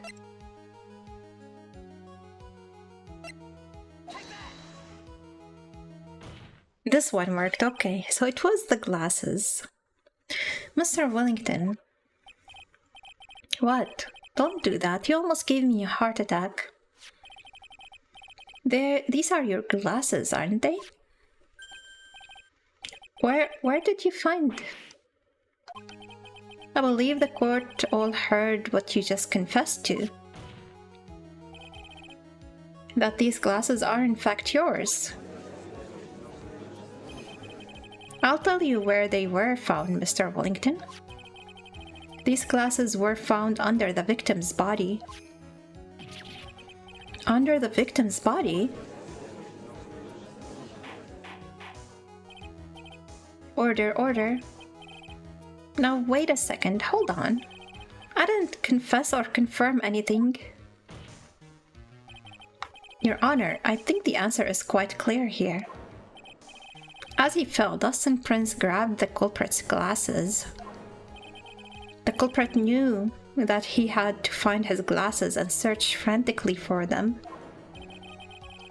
What he didn't realize that they were under the victim's body. And that is why it took him 15 minutes to make that call. What about writing the name, though? Mr. Wright, are you indicating the witness as the real murderer? Of course, that is precisely what I'm doing.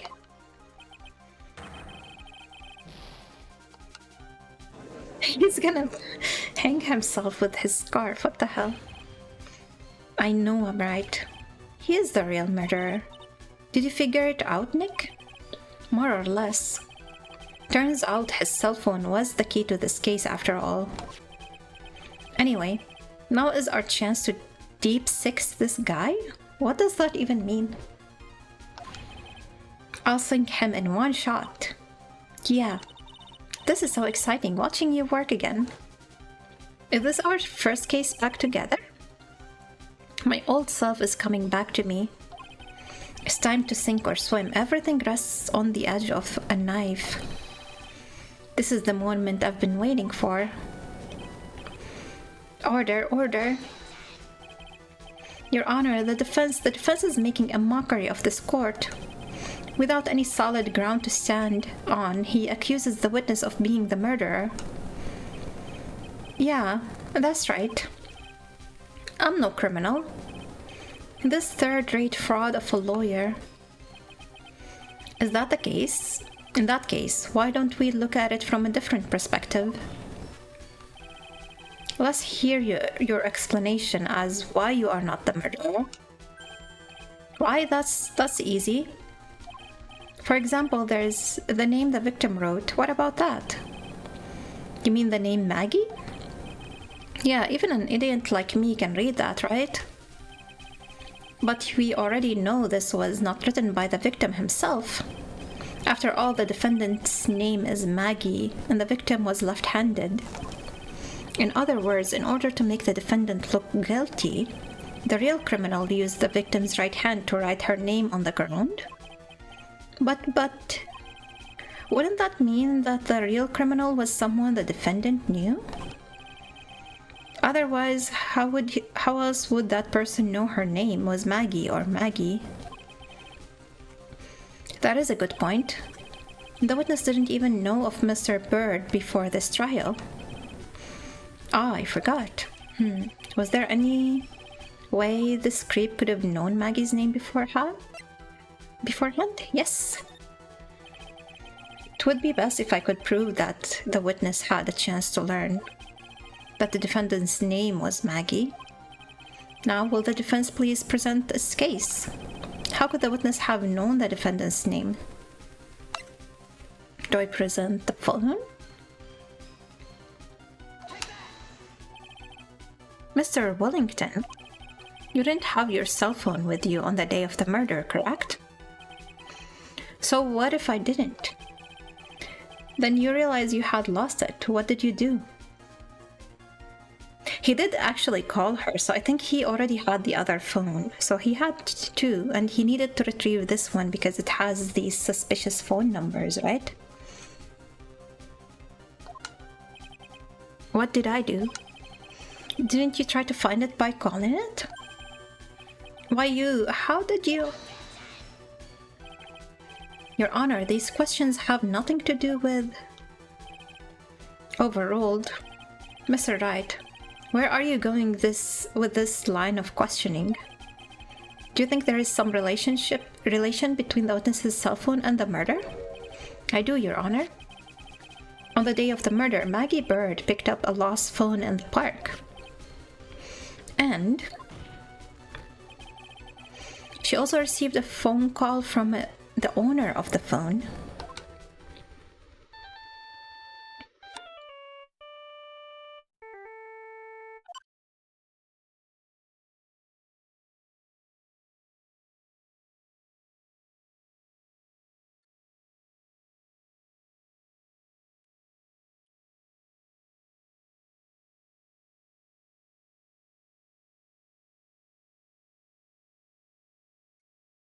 Beep. Hello. Oh, thank you. I've been searching for my phone. Is this yours? I'm glad you called. We can meet up and I can give you this back. I'll be right there. Sorry, I didn't catch your name. You can call me Maggie.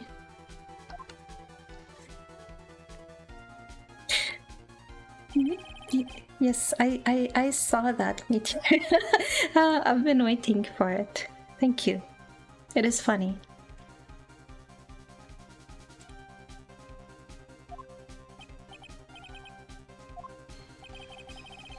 But you made one fatal mistake. Fatal mistake? My client's name is Maggie, but the name that was written on the ground was Maggie. This is a mistake that could only occur if all you knew was how her name sounded.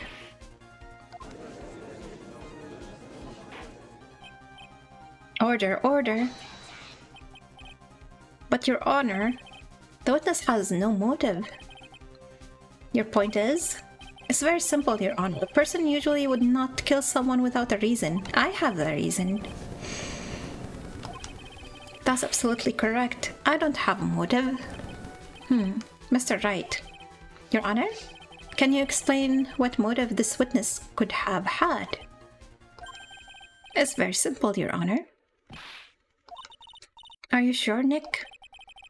If I said I can't offer an explanation, then the trial's over, right? Yeah, but... Now then, please present to this court the proof that the witness had a motive. Okay.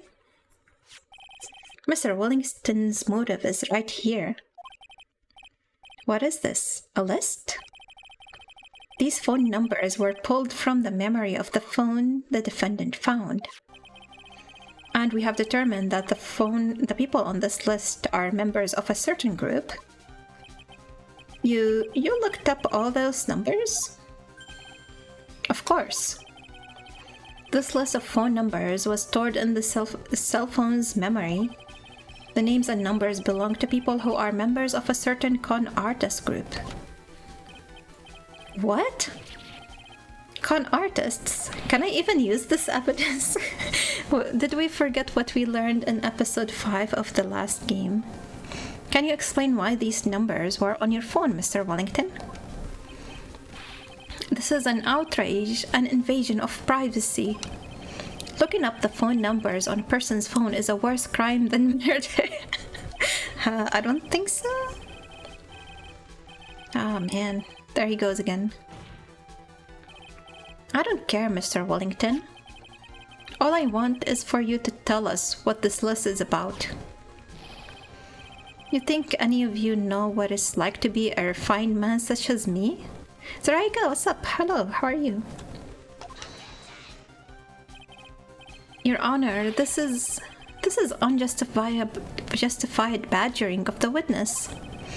Objection overruled. Oh, Pain is so pathetic. I miss Edgeworth. This is like the third or fourth overruled objection, right?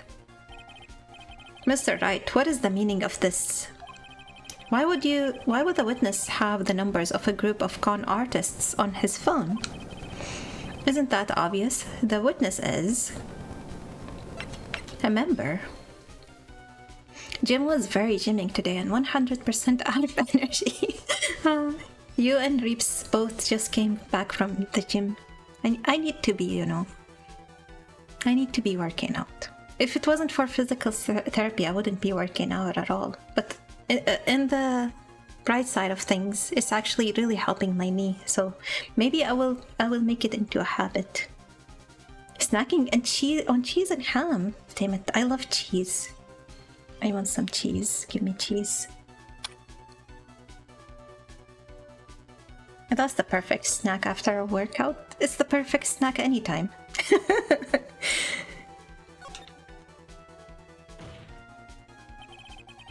Mr. Wellington is a member of this very group. No. All of your friends' phone numbers are stored right here on this phone. If anyone were to look into these phone numbers, it would be all over for you. That is why you had to kill. No, this is too much.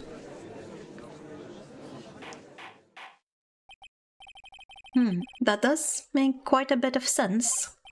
Well, Mr. Wellington, would you care to explain? I got you now.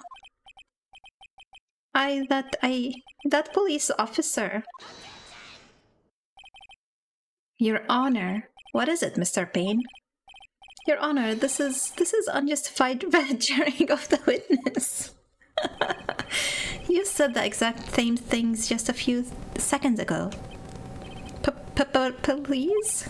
Please, let's think about the content of that phone call. Beep? Hello? Oh, thank you. I've been searching for my phone. Is this yours? I'm glad you called. We can meet up and I can give you this back. The defendant had already promised that she would return the phone. After that, all Mr. Wellington had to do was meet Mr. Bird to get his phone back. Why would he need to kill anyone? That is a valid point. What does the defense think about this? This is a good question. That's a good objection. If you think about it logically, then it makes sense. Maybe we should be thinking outside the box. If we think like that, let's see. Maybe that slime ball saw something at the crime scene that made him commit murder. Your thoughts, Mr. Wright?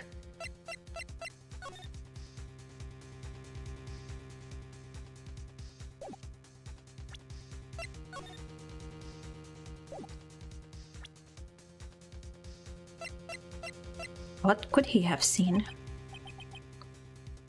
Well, I don't think Mr. Wellington went to pick up his phone in a very friendly manner.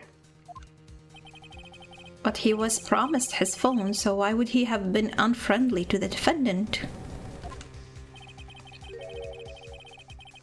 I think he must have seen something that didn't agree with him when he got there.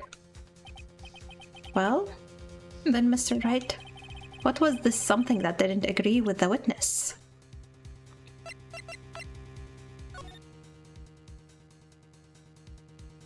Is it the fact that he was in uniform? He was a police officer?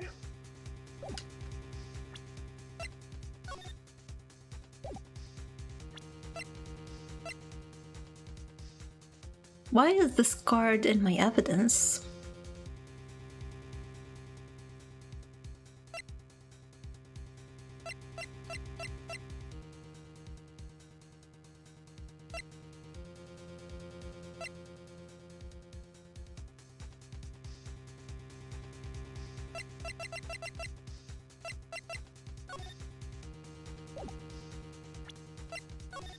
I'm just gonna present this photo again and say, you know, he saw a police officer, which is not what he agreed to, right? Or wait, we can present this, not the picture. We can actually present profiles in this game.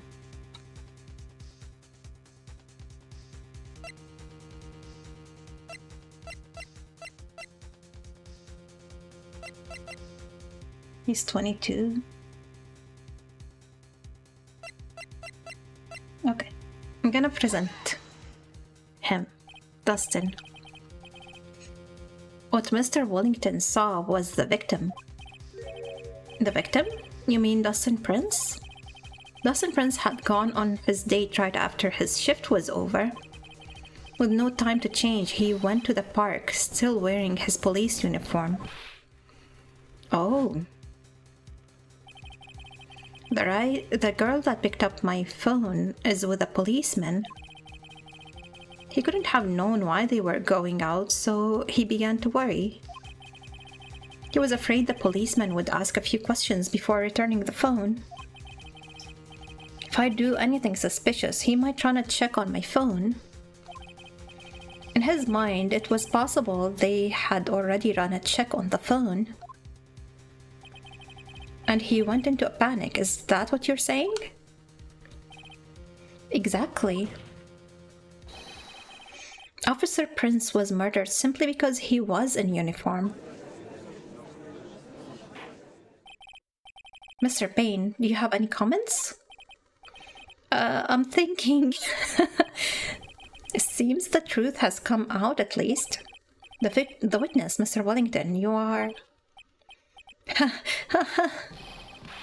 Thank you for the hydrate, Sarika. Appreciate it. Oh my god, that face. Impressive. Not bad for a person with a third-rate education. What's that supposed to mean? The evidence. That guy is really creeping me out.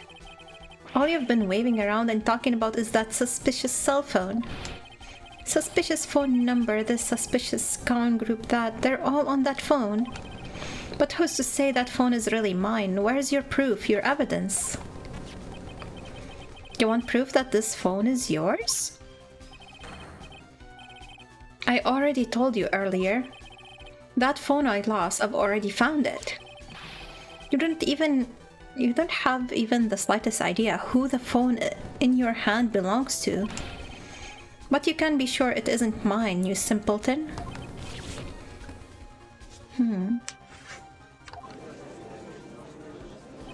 Why couldn't his lawyer make this objection? It feels good to see you squirm. Well, why couldn't the prosecution make this objection? I'm waiting for the ASPOL updated autopsy. Do you seem to have a problem on your hands with your phone? We do have, oh my god, I can't read. We do seem to have a problem on our hands with this phone. Whose phone is it? Without knowing that, it's meaningless as evidence. It could be one of his con artist friend's phone. This is bad. I can't let him turn the tables on me like this. This cell phone. There has to be something I've overlooked. There's got to be. Maybe fingerprints on the phone?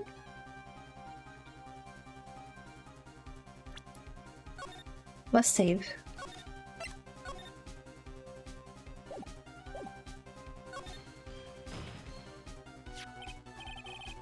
I got it. We should check for fingerprints. Fingerprints? Yes, Your Honor. Mr. Wellington must have left some prints on his phone. Don't you remember? When you got that from Maggie, you wiped it off? Okay, that was the wrong answer. Why did I wipe it off? Why do you ever wipe off evidence? Hey, what? You said there was sand all over it, so I wiped it pretty thoroughly too. Oh my god. Okay, we're gonna take that penalty. It's so much fun watching third-rate trash babble like morons amongst themselves. Just recall the number. You're right. He's made a complete recovery. How many times do I have to say this? My phone is right here, you see? Oh, and incidentally, you can't check the numbers stored on this phone. It must have glitched because all the numbers just magically disappeared. You've got to be joking. He erased all the numbers I was going to use as evidence. Mr. Wellington? What's this? By the tone of your voice, it sounds like you still have some fight left in you. Where did you finally find your cell phone?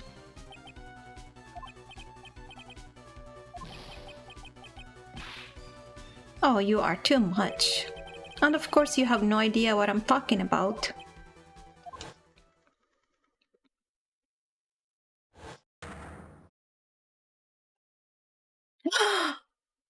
He switched them, right?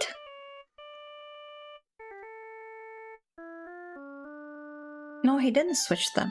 We still had... Wait, I don't... Yeah, he did switch them. And then he erased them. Maya already did her investigation and got the list, right? So the list of numbers is actually on neither phone. It should be on neither phone right now. Because he swapped it and then deleted the phone numbers. It looks like they hung up. What if we call this new phone number and listen to the ringtone? Did he think far enough to change the ringtone to match?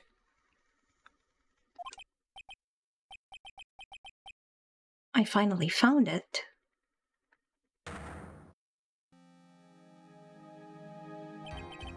So that's when... What's wrong, Mr. Attorney? Why the harsh glare in your eyes?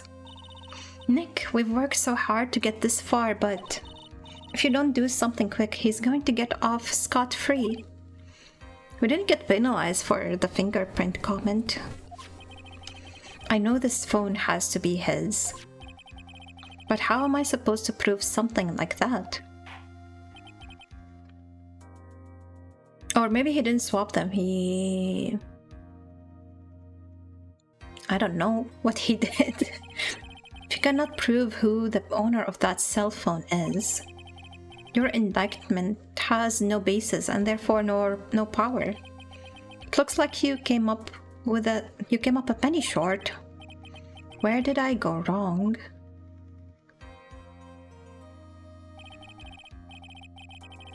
Don't blame yourself, you're merely a third-rate lawyer. Wait, am I getting a guilty verdict? You only made one big mistake. Who are you? What are you? That's something you haven't figured out for yourself yet. Who I am? The court hereby concludes the cross-examination. No. If that will be all, I'll have to bid you gentlemen and ladies goodbye. I have a reservation at that ultra-fancy restaurant on the upper side of town. Thank you for your assistance. You've had a stressful day, so please, bon appetit. What am I supposed to do?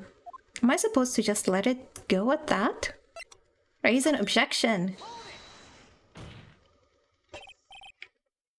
Please wait, Your Honor. All right, Nick. I think I may be able to prove it. Prove it? Prove what, Mr. Wright? Everything. Your Honor, the cross-examination has already ended. Besides, the defense is just going to badger the witness with more inane questions.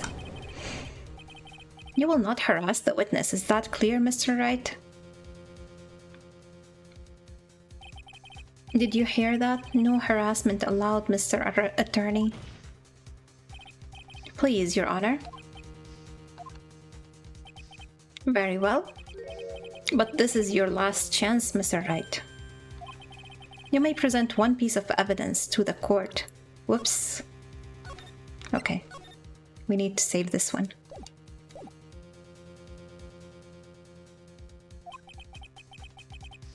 I only get one shot at this. If you cannot prove everything, it's over for your client and for you. Do you fully understand? Yes, Your Honor. I'm sure you are well aware, Your Honor, but the cross-examination period has ended. Were you paying attention, Mr. Payne? I said that Mr. Wright could present only one more piece of evidence. Oh. Now then, Mr. Wright, this is your last chance. Okay. It all comes down to this. It's go time. Oh, this one is gonna cost me 3 HP. The one piece of evidence that will explain everything.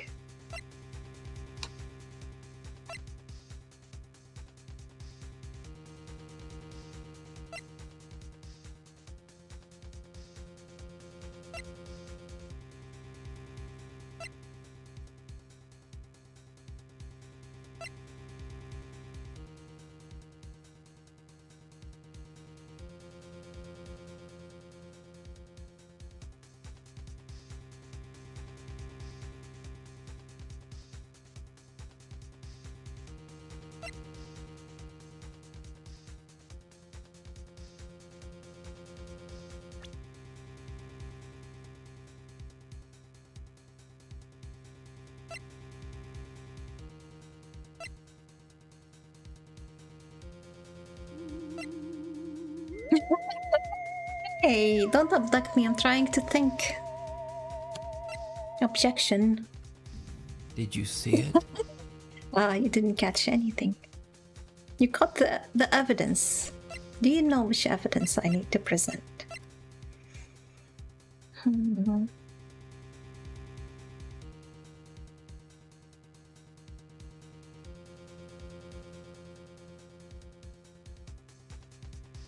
I'm thinking about presenting the name list and be like, is it actually still on this phone? And then when I don't find it, I'm gonna be like, he swapped the phones and then erased it. And he was the one who attacked me and caused some amnesia. Or I can present the phone itself and be like, can we look for the list on here? Or can we dial this phone number and see what the ringtone is or something? Clearly your badge. Actually, maybe maybe I can point out that I was attacked by just presenting my badge. It's not a far-fetched option.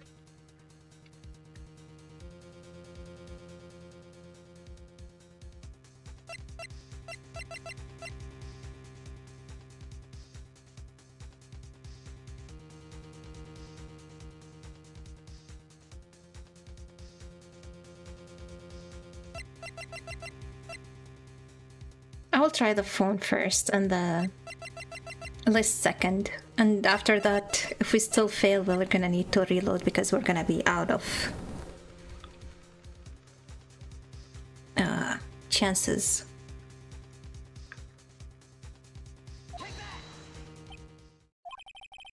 Is this your final answer? No, okay. Actually, let's load because I think this is game over anyway. They're not gonna give us another chance.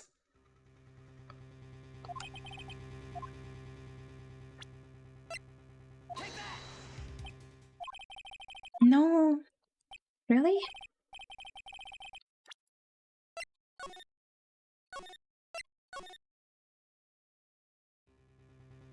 What is the evidence? We haven't used my business card.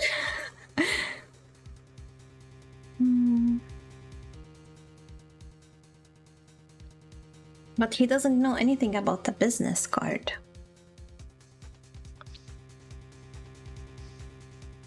And I don't think it does anything.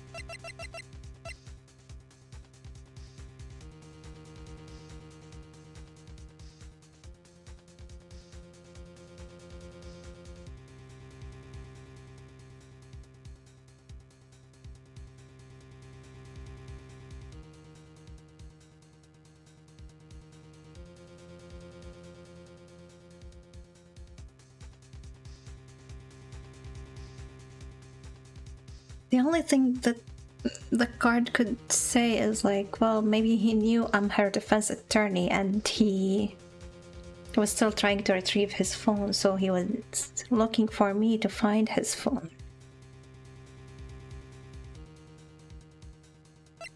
But I could make the same argument about the badge. Let's try the card, just because we didn't use it for anything.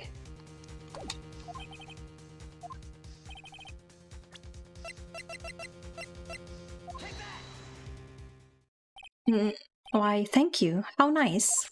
It worked. Here, please have one of mine. It is written in fancy script. The ink is strong and clear, but I still can't read it. Wait, what am I doing? This isn't the time to be exchanging business cards. Your Honor, there is something very important about that card, and that is...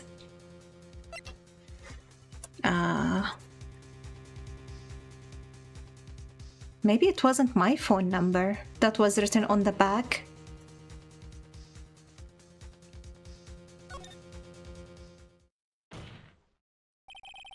This card is important because of what is on its back. It makes no sense for him to write his phone number on his business card. It should be already there, so he probably used it to take note.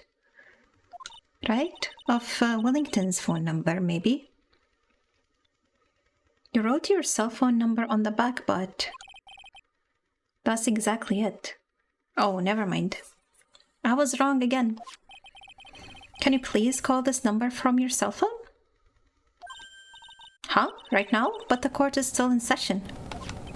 Don't tell me she doesn't know my phone number. It's okay, you'll see. Okay, if you say so.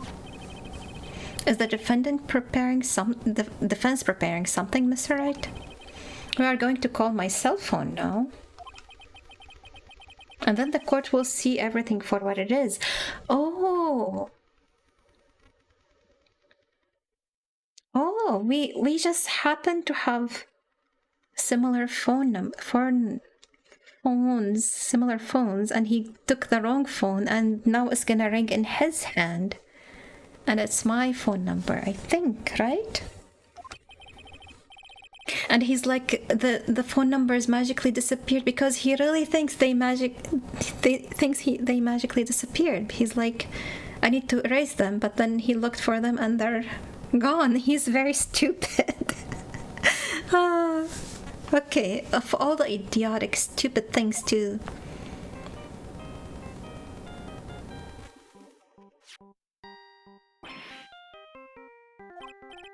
What? Why is my phone? And what is with the stupid sounding ringtone? Mr. Wellington? How strange.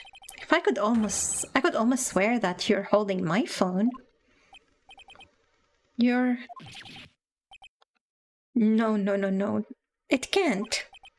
By the way, before I forget, thank you very much for the lump on my head this morning. I don't think I need to explain any further except to say, when you went to retrieve your cell phone, you mistakenly took the wrong one.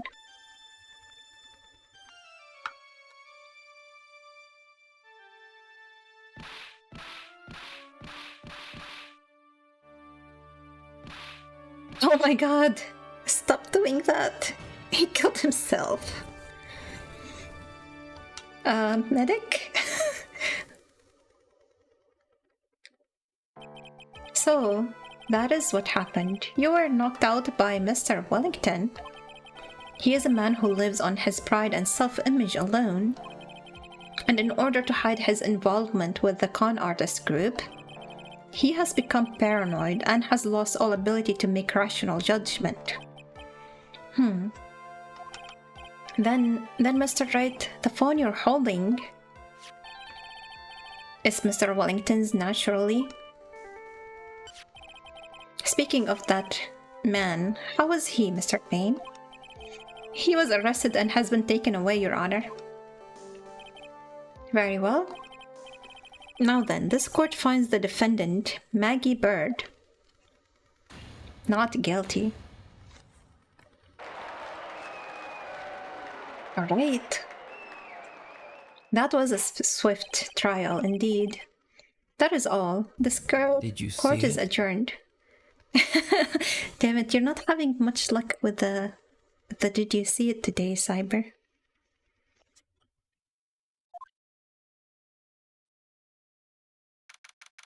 What happened to your aim? Your legendary aim.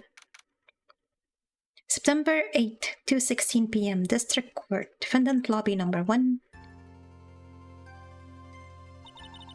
I knew that the real you would shine through eventually. I'm so moved by what you've done for me, sir.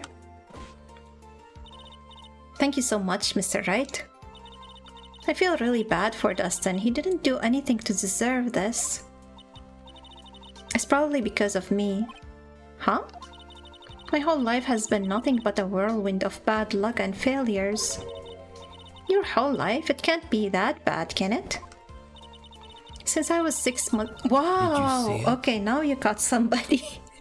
Do not kill police officers, though. Didn't you just learn? When I fell from the 9th floor of my apartment building... She survived that at 6 months old? I've been hit by all sorts of vehicles, gotten sick from all sorts of food, and her grown-up boyfriend dies from a 9-foot fall. Well, actually, do you see the broken image on screen? There's a broken image on screen? If there's something wrong with the stream? Or is this a joke that I didn't get?